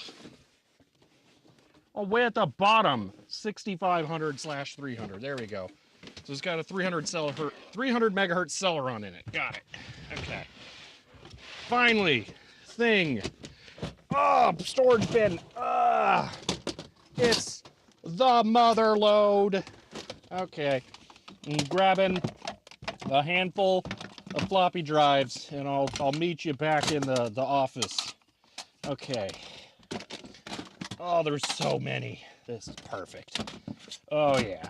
Oh, those floppy drives for days. We could be doing this for the rest of the stream, just testing floppy drives. Oh yeah. Now we're talking. Okay, that's a zip drive. That's useless. Okay, I wonder how many of these actually are zip drives I'm holding. Well, that's a super disk drive. I mean, technically, that could theoretically work. I doubt it. Oh, okay. Floppy drives. All right. Now we're talking. Okay. Whew. All right. Now he's just flexing his collection. Not really. It's just the stuff's in my way. Oh man. Okay. I'm gonna make a tower of 3.5-inch drives here, and the first one I'm gonna do is the one that's got some like weird adapter or frame thing on it, so I can get it out of here. Like this one. Why? It's like 16th-inch gauge steel structure mounted to this sucker. I don't even know why. Okay. Whew. All right. Okay, so what is this? That's this is a YE data drive made in China. Okay, so this was probably pretty late. Let's give it a shot. All right. Key down on this one. And power. Boom. We're going to run the cleaning disk through here. This is probably going to end this cleaning disk. Oh, yeah. I got to go look at that. One moment. Oh, boy, that's a heavy box right there. I got two to mention here. You know, I didn't catch that earlier there. Wesley, thank you for the 100 bits previously. And Ben, I don't think I caught your 100 bits earlier. Also, I don't think I caught. Oh, that's not that. Okay. That's mostly caught up. There was a sub that was not the gifted sub, but Fraps Killer. Thank you for the gifted sub. But didn't someone else do a sub? Is not showing me it. I guess I don't know. Maybe it was the bits. But thank you for the bits. Did we fix a power issue? I don't really know what the power issue was. I'm just gonna pretend it didn't happen. Okay. David Phantom sub at tier 1 and says hello. I look to be a little late. What did I miss? End of line. Nothing. Totally not anything. Yeah. David, thank you for the tier 1 sub there. And for 23, this is 16 for 23 months there. Thank you. Okay. Boom. Let's go back to it. I don't know why you say curse. Those look totally normal to me. All right. Let's clean and then chuck a thing in the thing. Okay. Clean. Boom. More clicky. Failed to seek to cylinder 9. That's a weird one. Why is it trying to go to 9? Here, wake up, drive.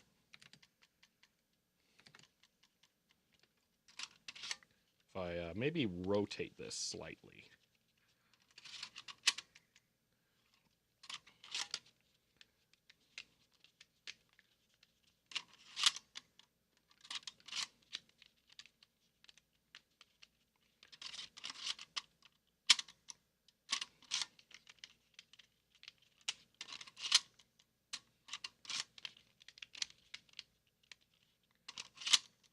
All right, we're going to give up on this one. So first fail. Blep. Out. Done. Garbage. Okay, next. This one is another Mitsumi. It's got a weird shaped button on it for some reason. So that's a thing that I can talk about while I do stuff. Wait, that's upside down. Right, but it's one of those ones that got keys going both ways. Thanks, Mitsumi, for picking a confusing connector. Okay. All right, that's a.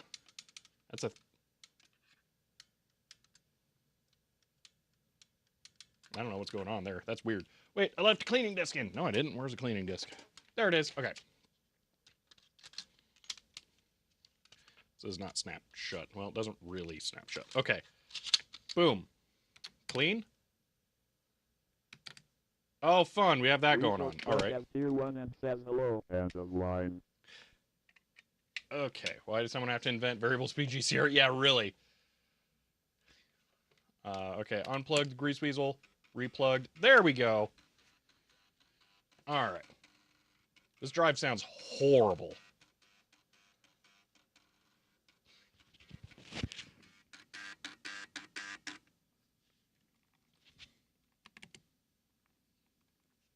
One moment.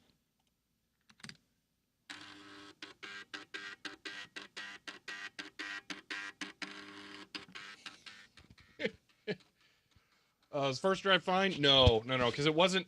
What was happening with the first one is the hole where it's supposed to catch, be able to spin the media, wasn't catching for some reason. So like the spring pressure was wrong or something. Okay. Let's try imaging our Mac disk in this. So this is another Mitsumi. This is a later one. We're gonna call this Mitsumi 2.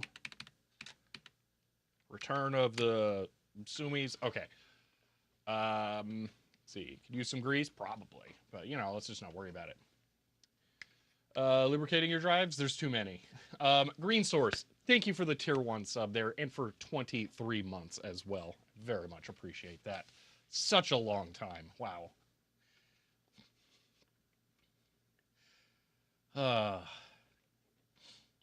We can cheat and get sneak peeks here. We don't actually have to let this finish.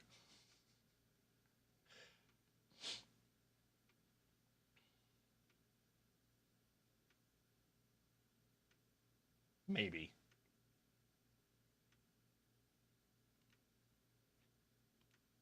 Doesn't seem to want to cheat. Okay.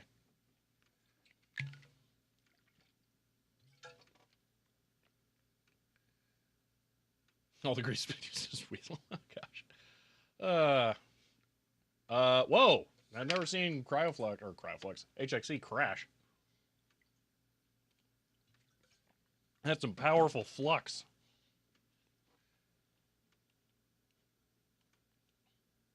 All the exciting issue seat action. Oh, yeah, for sure. That's what happened. All right. It's not a good sign. And, okay. I think that one's even worse. Actually, a little bit better there. Huh.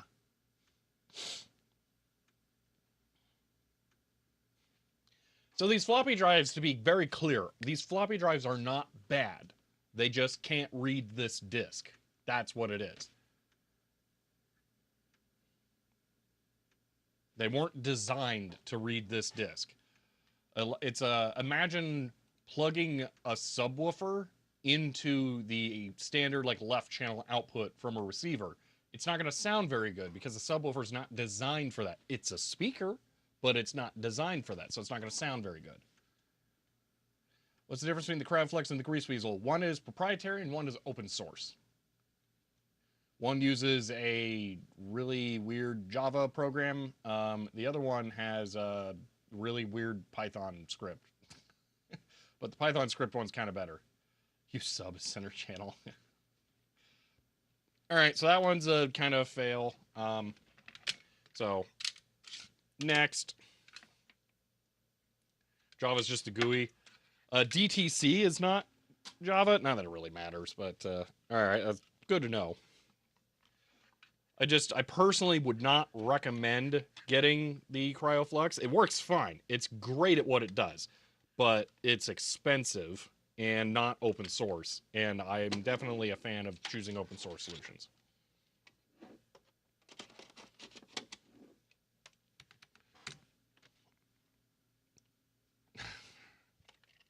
Starting to think is GreaseWeasel doesn't like me hot plugging floppy drives.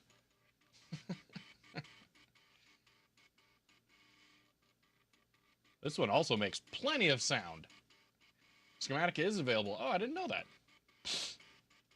It's the firmware that runs on the microcontroller. I assume it uses an actual programmed controller, not just like firmware over USB or something. All right, this is a TIAC, I think. It's the first time we're using a TIAC. TIAC 1, although the one that's in there previously might be a TIAC.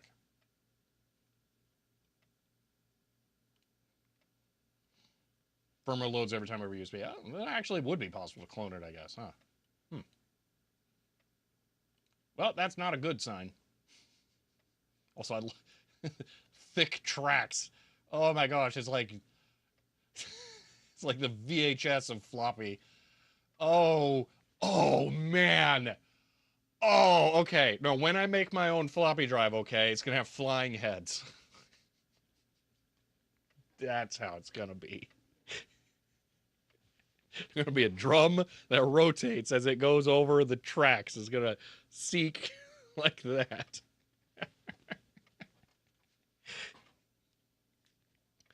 Yeah, I have a CryoFlux somewhere around here too, Tater's Games. The GreaseWeasel really is just the preferable option. There's nothing wrong with the CryoFlux. I just prefer the GreaseWeasel.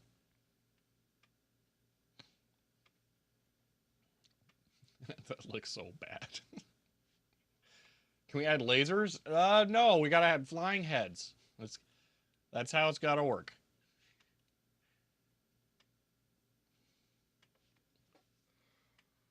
Ugh. We're gonna waste all the rest of the time on the stream on this, aren't we? That did not look good. Nah, it's fine. I don't know what you're talking about.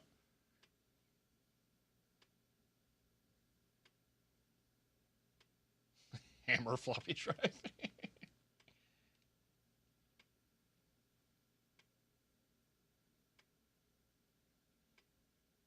It's definitely not better than the other ones, that's for sure.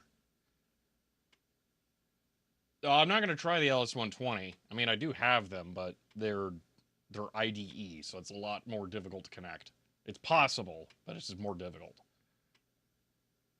There is no GreaseWeasel for IDE drives.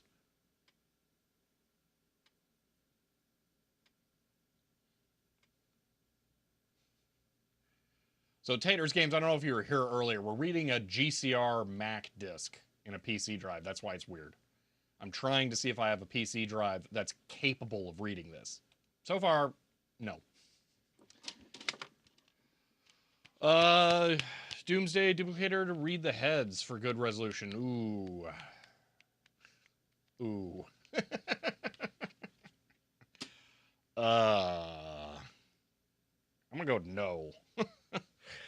So the floppy disk uses timing. Basically, it looks for flux transitions and then pulses a signal. So we're not actually reading analog data. And you wouldn't really want to pull analog data off of there either. But because this pulses, that's why we're getting the weird results. So this is a Panasonic drive? I genuinely didn't know I owned a Panasonic drive. Pins are really bent on it.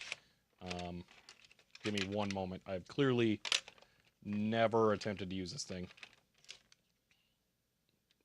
And since I didn't know I owned it, it's probably not too surprising.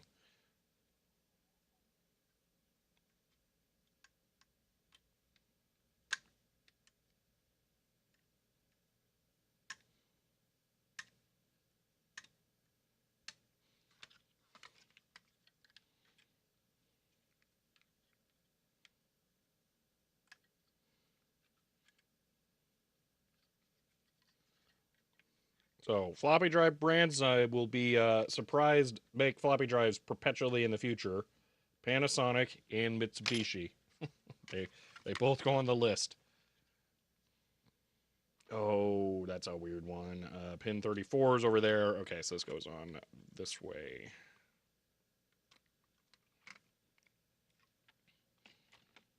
Let's see.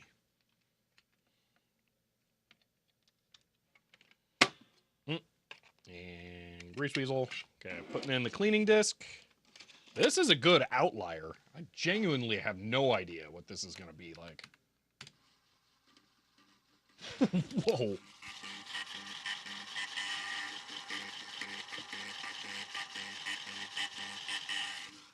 It sure sounds. That's sound. That one gets the orange disc first.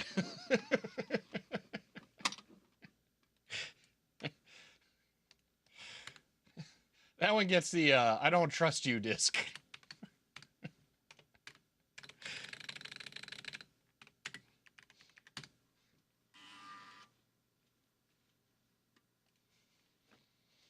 Oh gosh.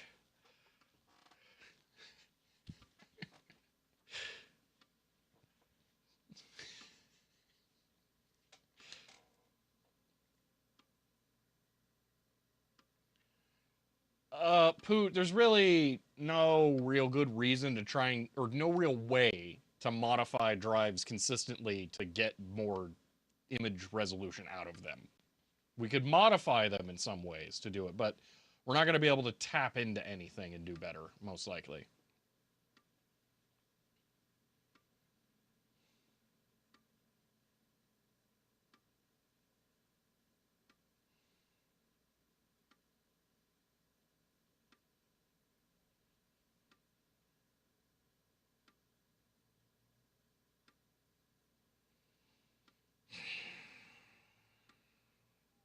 The weekend jazz cigarette enjoyer is back. I can smell.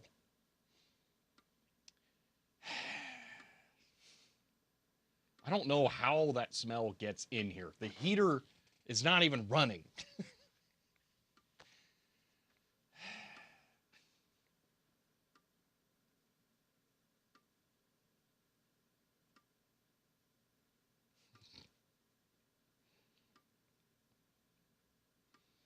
What'd you miss on the drive home? No drives are capable of this yet. We're using a Panasonic drive right now that I didn't even know I owned. It's kind of weird. It has some cast parts to it, which is strange. I didn't talk about that, but the main housing for it is cast. I definitely have some drives here that are like that, but not a lot. Let's see, what's this one? This is a cast body drive. Oh, that's definitely another Panasonic. Oh, that's hilarious. Okay. We have a Neutronics drive to test. This has some cast bits. That's a TIAC. Ah, okay. TIAC does that too. There's an Alps there, I think. Yep. So we have a good selection of brand drives to try now. That smell goes everywhere. Yeah. We'll do Panasonic 1 and 2 here, back to back, just to test.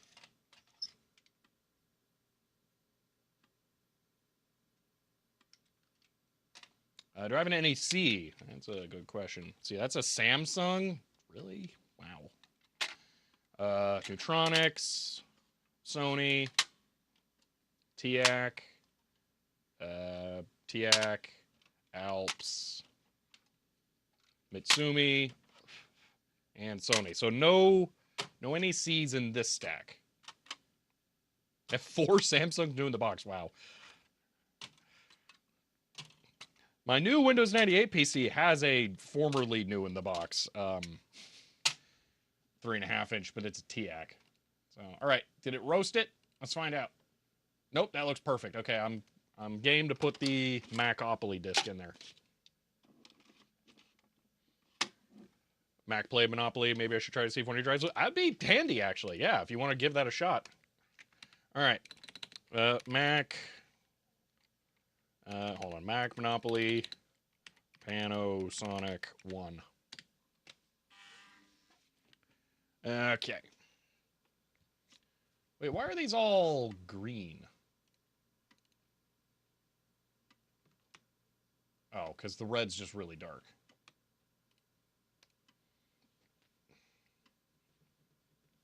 Don't think you've seen a new in-box floppy drive? They're rare, because they were sold in bags. They were just commodity parts for a long time. So boxes are not common. I got a TIAC and, TIAC 5.25, 1.2 meg, and a 3.5 for my new Windows 98 PC. I have since taken out the 1.2 meg because the stupid Intel motherboard can only address one floppy drive. Although I could actually put a floppy switchboard in there now if I really wanted to. But yeah. Disk is in frame really slowly. Read about errors bad. Which made bad CRC. Compress file errors. Shakespeare. Oh. Running to the screen driver need. Oh, that is a weird problem. Dumb idea for 98 PC. Get the VCR form factor case you mentioned yesterday. The InWin, and then mount it to the underside of your desk. So you probably could do that with one of those. You're not going to be able to put cards in it. That's a problem because it's short. That you might be able to find low profile cards to do things, but I don't know for Windows 98. But CPU cooler would be relatively easy because like Pentium 3 cooler's not that tall.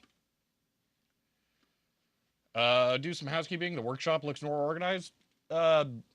Sure. Yeah, totally. Yeah, definitely. Let's see. Nobody even makes new floppy drives anymore. Nope. Technically not new in box, new in bag. Yeah. So just making sub badges and flex images. Oh yeah, less program, more months per age. Would only need a GPU and PCI risers. Oh, the risers exist, but in that InWin case, there's nowhere to mount something with a riser. All right, Panasonic. Let's see what you can do. I could totally see this drive just being like, okay, cool, here's your GCR data, just like at random. It's perfect. I don't think it's loaded it yet, right? This is still the other one. Or is it? Is this a Panasonic? Loading track. Okay, yeah, it hasn't loaded yet. There we go. And, oh no, it very much does not work. Okay, good to know.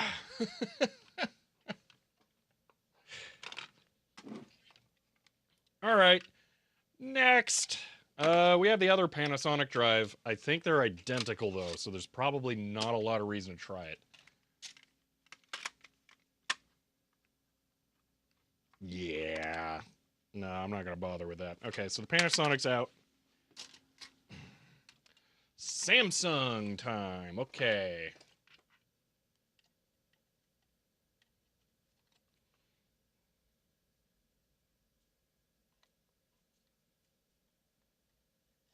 Thank you for labeling pins. All right. No longer hot plugging the floppy drives. This thing actually works and stuff, you know. All right. Cleaning the Samsung drive. Ooh. Ooh, wow, that's a sensation. Okay. I don't know that disk is ever coming back out. Clean.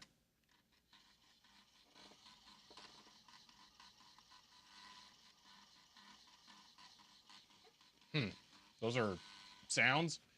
Okay. Fatal error. How do you error on a cleaning disk?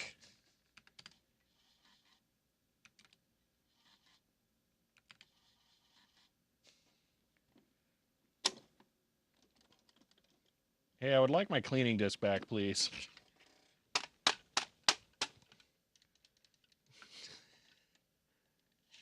Yeah.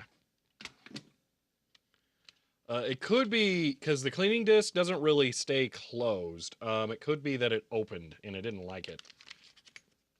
Probably also reapply the isopropanol. I'm gonna give it one more shot. I'm gonna make sure that it stays closed while sliding it in there.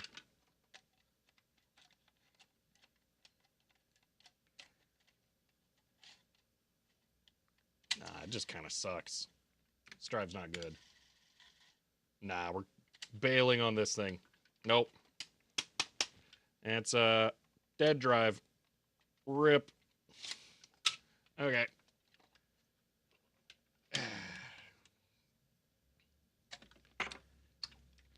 All right. Next.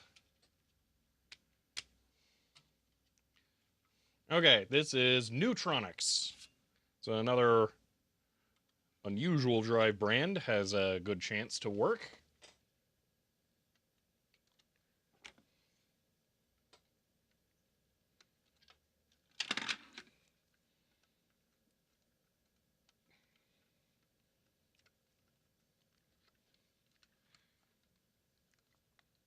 Ow. Okay.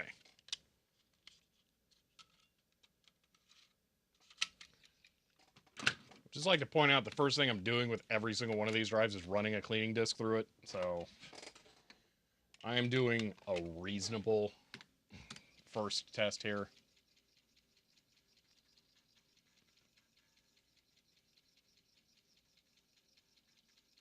I need to get the isopropanol, properly clean that. The felt pad's probably good enough, but let's just do this.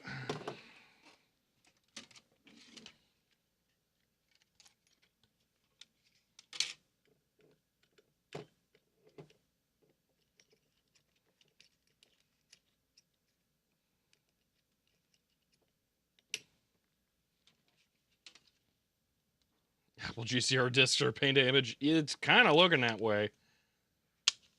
I'm unsure of how I can do this without going and grabbing a Mac and ripping out its floppy drive. Even then, are they the weird Sony pinout? So I might have to make an adapter. It's a single bad sector across the 8 disc view image. Oh, happens to mess up the VGA screen. Yay.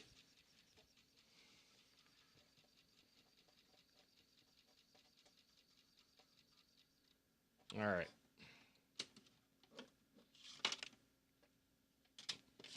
I'm going to give that a second to air and poot. If it's working, then it's fine.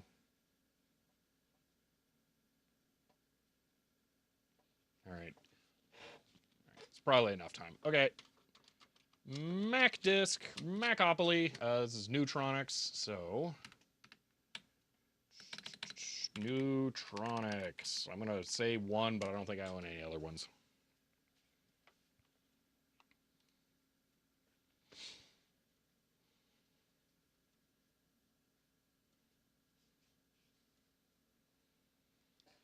So, Paul Guy, I literally grabbed a giant stack of floppy drives, and I'm just trying to find one that can read the GCR data. It's a lot to go through to try and lubricate every single one of these, especially with the 3.5-inch drives. These are a pain in the butt to take apart. So it doesn't make sense for me to do this right now. If I was, it would make sense if I find one that's GCR to then go ahead and service it and then swap it into my GreaseWeasel setup and then use that one as my go-to drive. But for just right now, it doesn't really make sense to. That's not impacting their ability to read GCR disks.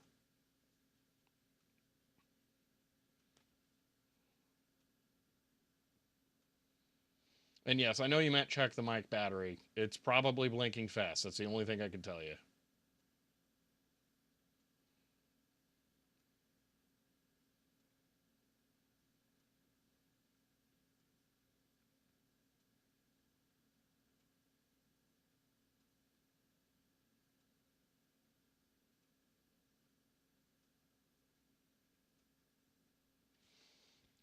I do wonder if I am missing something with this, but I don't know.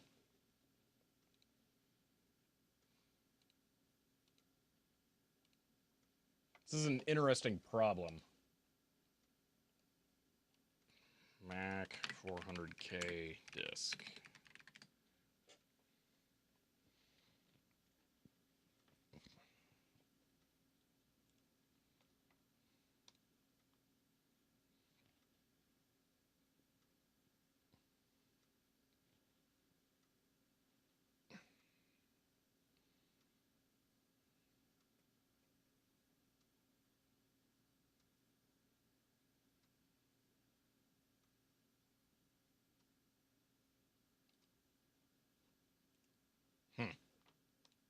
Some people saying they're able to write disks with this.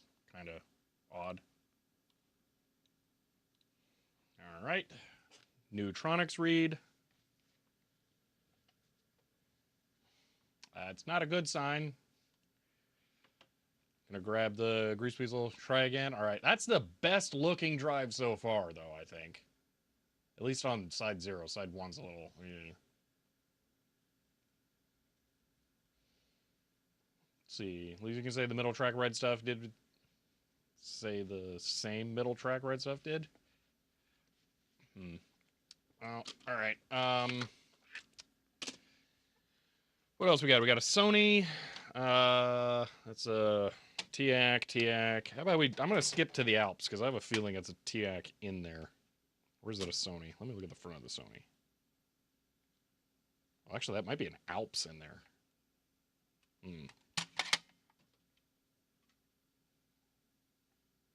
Nah, let's try the Alps. All right. Combo this drive with another good one so you can overlap the middle and good ends. No, I didn't have any that could do the ends. No, the middle was always kind of eh.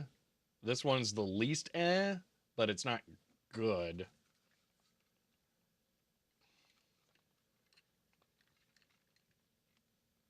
I would be surprised if there's no ends, especially with that being the same width as the track groupings. I'm going to set this drive aside. Seems to be the best one so far if I want to swap in a drive. All right. I don't think I've ever got a Flux image to always hang HXC. Did you restart it, Ben? I've had it crash it before, but then I was able to reload it after.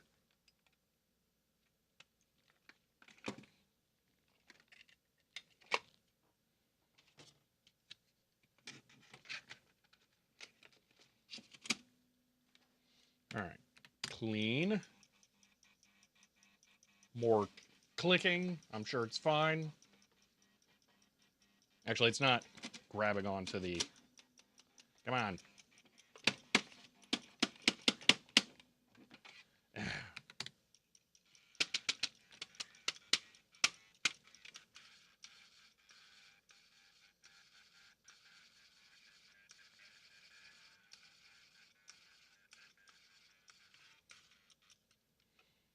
I don't think the head clamp is working.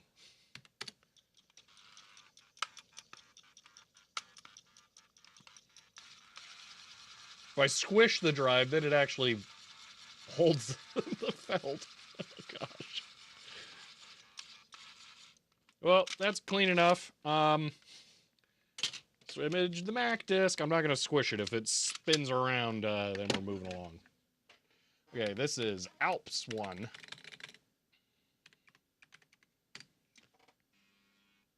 Yeah, that read fine. I'm not surprised. This one's kind of weird.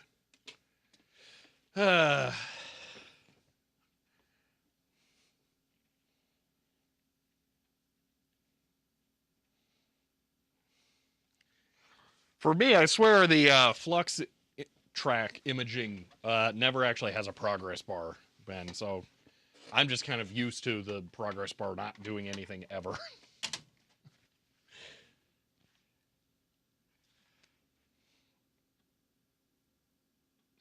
I'm going to predict this one doesn't do anything because I have a feeling I have an Alps drive in my GreaseWeasel stack right now, and that this isn't going to change anything.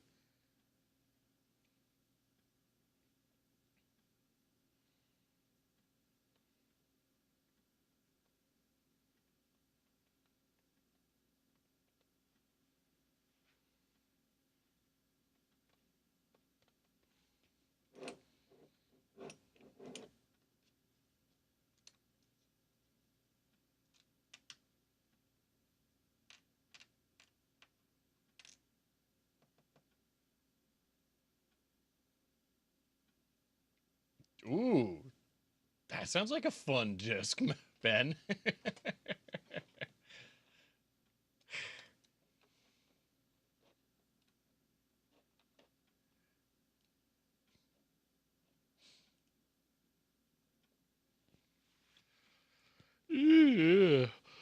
Oh, man.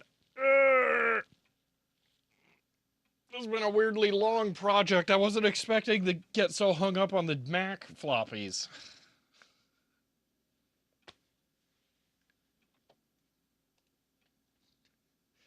I have no idea how I would even do coasters. Generally, I don't really think much of merch. I'm sorry. I have never made a significant amount of money on merch, like in the slightest. I don't know. I should probably. I'm very tempted to just give up on it.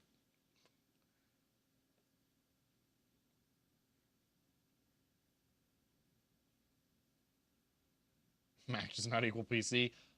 I knew that. I did not know that Mac drives were so unique.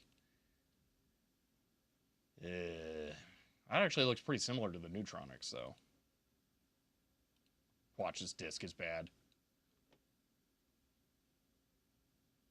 You know, actually. What if?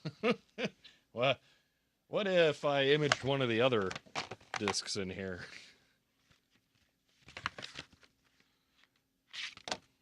Just for giggles.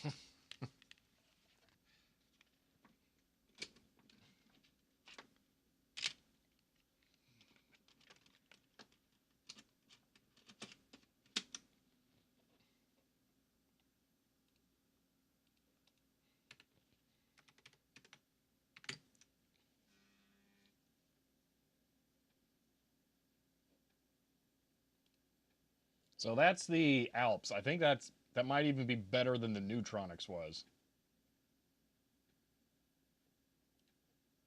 So for comparison, that's the drive that's currently in my GreaseWeasel setup. This drive is better. Pretty sure they're both Alps. Interesting.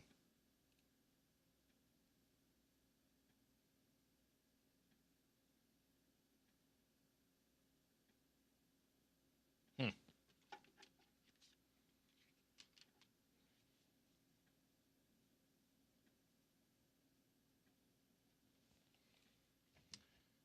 Okay, let's try Mac Monopoly 2 Alps just for giggles.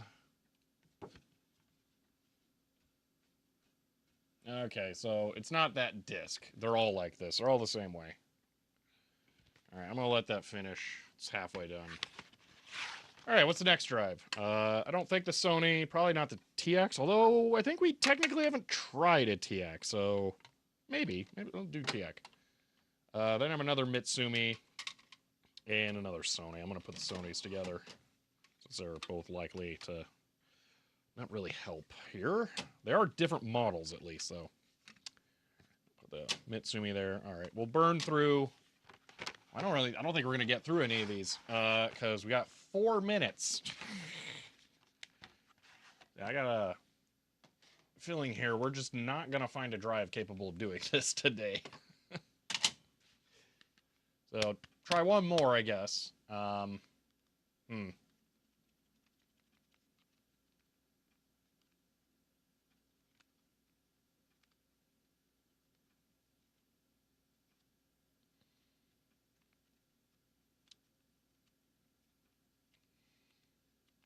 Windows 98 does not require activation, sleepy developer. Back in the days of you just own the software. No stupid internet licensing nonsense.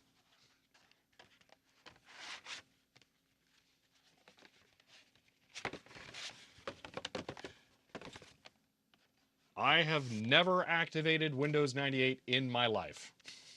No, Windows 98 does not require activation. Found one reference, TX, Toshiba drives seem to be less aggressively filtering. All right, well, it's worth a shot. So the Alps was pretty good. I'm gonna put that with the Neutronics. All right, we're gonna try a TAC. We got a. These are probably the same thing. Yeah, 235 HF. All right, boom, and nope, that's offset. Boom. unplug, replug GreaseWeasel. All right. GreaseWeasel software, study machine is ancient. Yeah, I've never really thought about updating mine. Should probably do that at some point. All right. Running clean on the TIAC.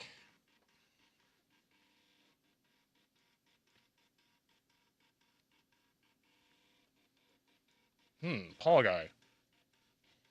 Kind of gave me an idea. Show the full image of the previous one. Oh, for the Alps 2, sure. Okay, so this is going to be TIAC 1. TIAC 1. All right. So here's the full image. It's kind of about the same as all the others. What do you mean? Cannot create directory, already exists. What do you mean? Oh, hold on. There's no flux data on the cleaning disk.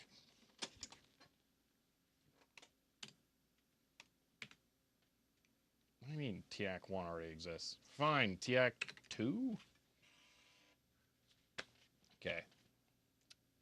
But yeah, anyway, there you go. That's the full one. All right, this is going to be our last flux rip. So, FlareSpire, where'd you get your installation media? There are some pre-activated ones floating around.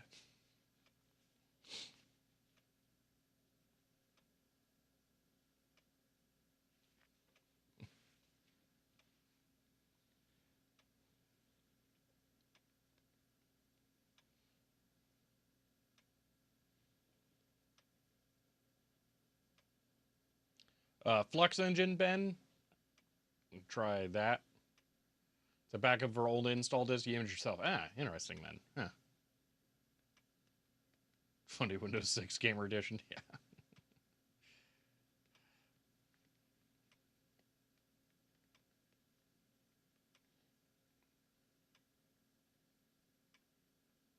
Now, I guess we can sneak peek here.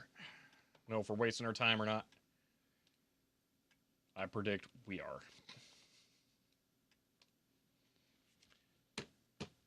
And, oh, yep, that's a fail. Okay. Alrighty. Well, that was fun. Actually, that's the best drive, hands down so far, though. Wow. It's close. It's not there, though. But yeah, that's the least amount of data loss on the inner tracks. Almost kind of got one peeking through there. I don't know if any of the other ones had that. Interesting, though. But yeah, that's the best one. Almost makes me want to try the other one, but it's just it's too much time. So, all right. Well, that's frustrating. I don't know if I can read Mac disks with flux imaging. Huh.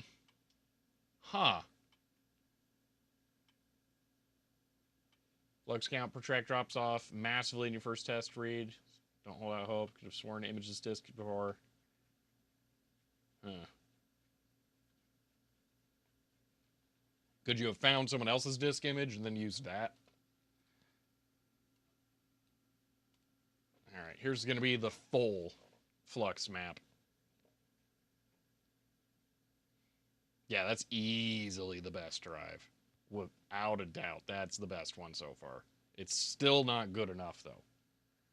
I'm surprised we have got none of the outer track. Like, absolutely none of it has worked at all. It must be really hard to read that on a PC. All right, well, that's been an interesting test. I did not know that was going to be such a problem. It makes me apprehensive about doing the video I want to do, but I don't know. Okay.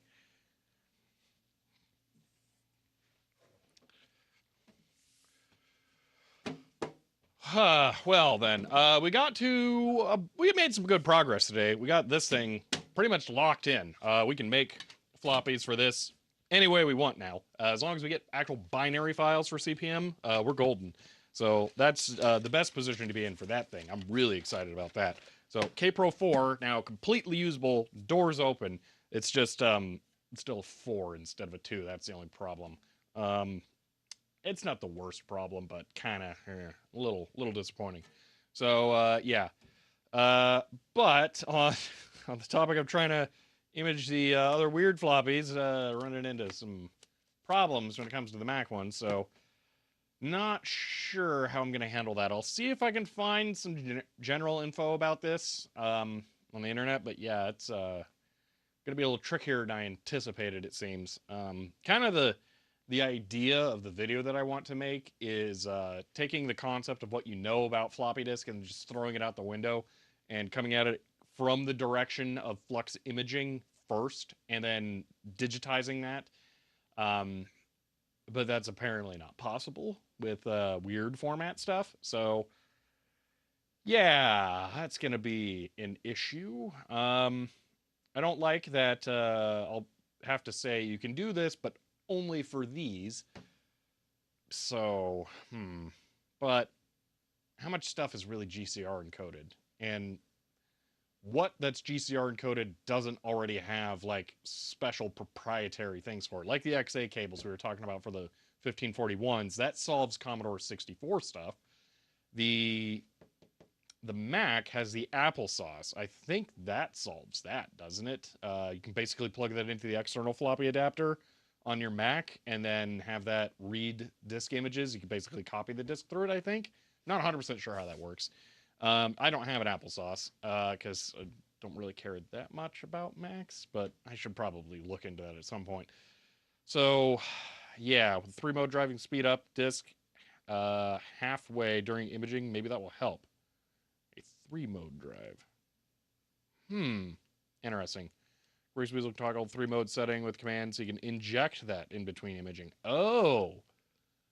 Well, that could change some stuff. I will have to look into that. I'm going to email myself that. Because I will forget. Okay. To me. Subject. GWGCR. Try enabling mode 3 to see if the different speed can read GCR data. Mode 3 to see if the different speed can read GCR data. All right, there we go. All right. Police apparently use the same scheme as these early Macs did. I'm not surprised. Yeah. Have a Lisa, don't have discs. Don't have a working Lisa either, just have one. Oh yeah, all right. Let's see. I'm trying to think about this. So, yeah, I can't think of anything else for this stuff, so I have to figure that out. Okay. Apparently Protoss 6 and 2 scheme as well. Yeah.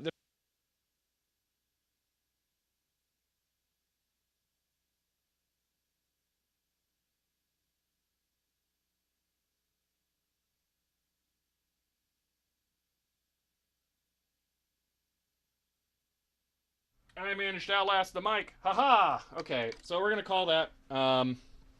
Yep. So we ran late. That's why it failed. Anyway, we're gonna call that there. That is that's pretty much everything we can do. So all right, let's run the outro, which is actually gonna have music. Oh yeah, somebody checked that before it went. All right, so that is it for today. Really happy with the Kpro progress. That was good. Not as happy with the other stuff progress, but Kpro is kind of more important. Almost tempted to just make a real video out of this thing. I don't know. But yeah, mode 3 switches from default RPM 300 to 360. Okay. You know what would be really horrible is if I had to toggle it back and forth and then pick and choose which tracks I want to use between them.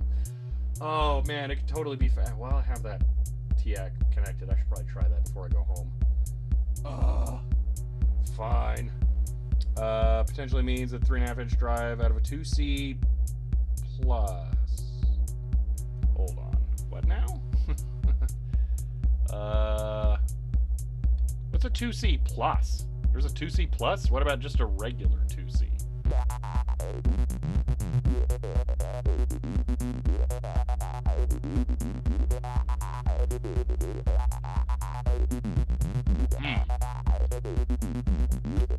Yeah, that's kind of what I'm thinking, Helicroft. Plus has 3.5-inch drive.